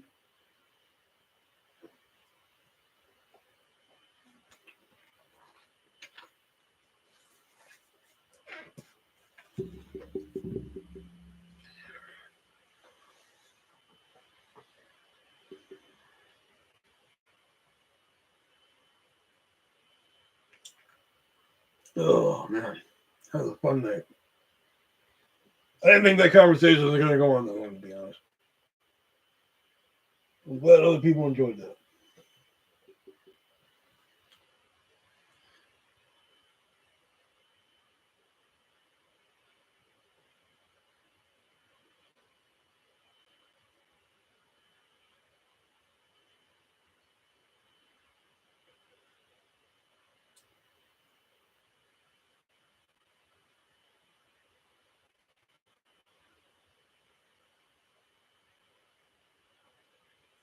I downloaded Mortal Kombat 11 for $8. Going down memory lane. Man, the one Mortal Kombat game I want to fucking play, I can't play, and that's Mortal Kombat. That like the reboot one. Like I want to fucking play that one so bad, but like it's not on fucking PlayStation Network. The furthest it goes back is 10. And I'm like, son of a bitch. The like, fucking main one I really want to fucking play and experience is the one I fucking can't play. And it fucking pisses me off. But I tend to not buy fighting games because, like, once I do the story mode, it's just like, okay, what else do I do? You know, so that's why I sold Injustice. Like, I used to have the game Injustice, and I played it. I did the story mode. It was fun. It was fun story mode, you know. But then after that, I was like, what do I fucking do? You know.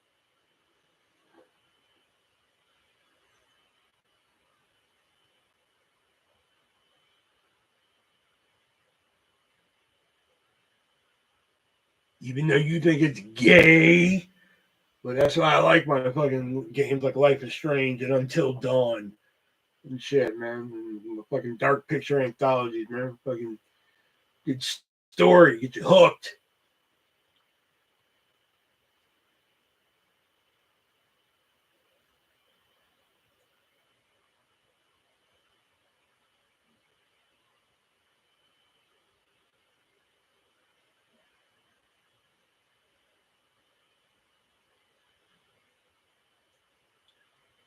The opposite, I only play story mode to unlock characters for battle mode. Oh, see, I don't play like, you know, those type of games. Like battle mode, like fucking like COD and shit like that. I don't fucking play. I used to play shit like fucking like PUBG. I used to play PUBG Mobile a lot. But like I tried playing the version on the free version on fucking PlayStation, you know, here, and I was just like, something didn't feel right about it. You know, it was feeling too easy. You know, I was just like, I shouldn't be fucking winning. You know what I mean? And I mean, even against like they're like, oh, you have to compete against a few bots. I'm like, okay, cool. And like, I still shouldn't. They're like, it's a mix of bots and real players. I'm like, cool, awesome. And like, I'm like, there's no fucking way. You know, so something didn't feel right. So I deleted it from the system. You know.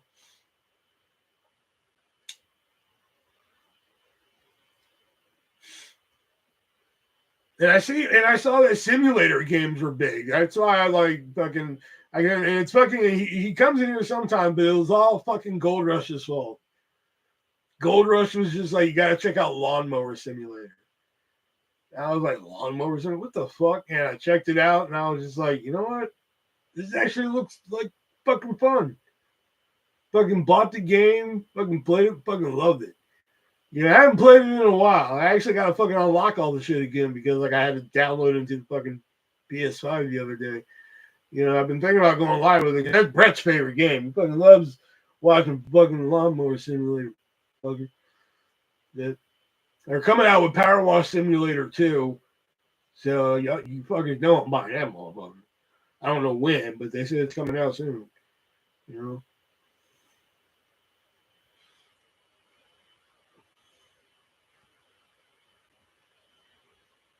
Where the hell is Gold Rush? I don't know. He's one of the fuckers who comes in once every fiscal year himself.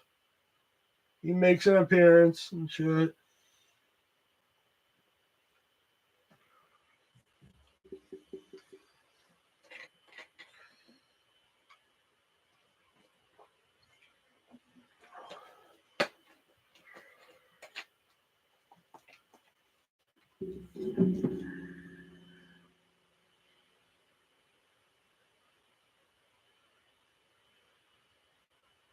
Yeah, so then he got me hooked on fucking like lawnmower simulator. So I was like, what other kind of simulator game like the other ones? But like some of them are,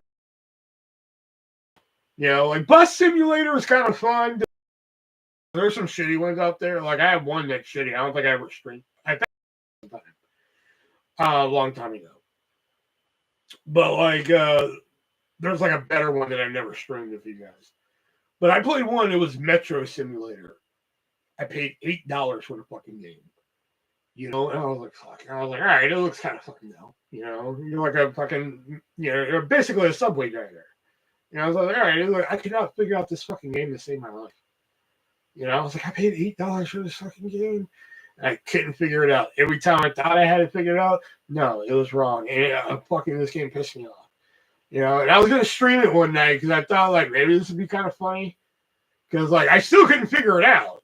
So I was just like, all right, maybe if I start from the beginning, it'd be kind of funny. You know, because like, and then maybe we figure it out together. But now I was just like, this game is pissing me off so much I don't even want it. You know, so I never fucking streamed it. You know? Treasure Hunter Simulator. I think I did go live with that one night. And fucking, it was just awful. Plus, I think I migraine that night. So, fuck that game. I deleted that fucking game. That game can suck my ass.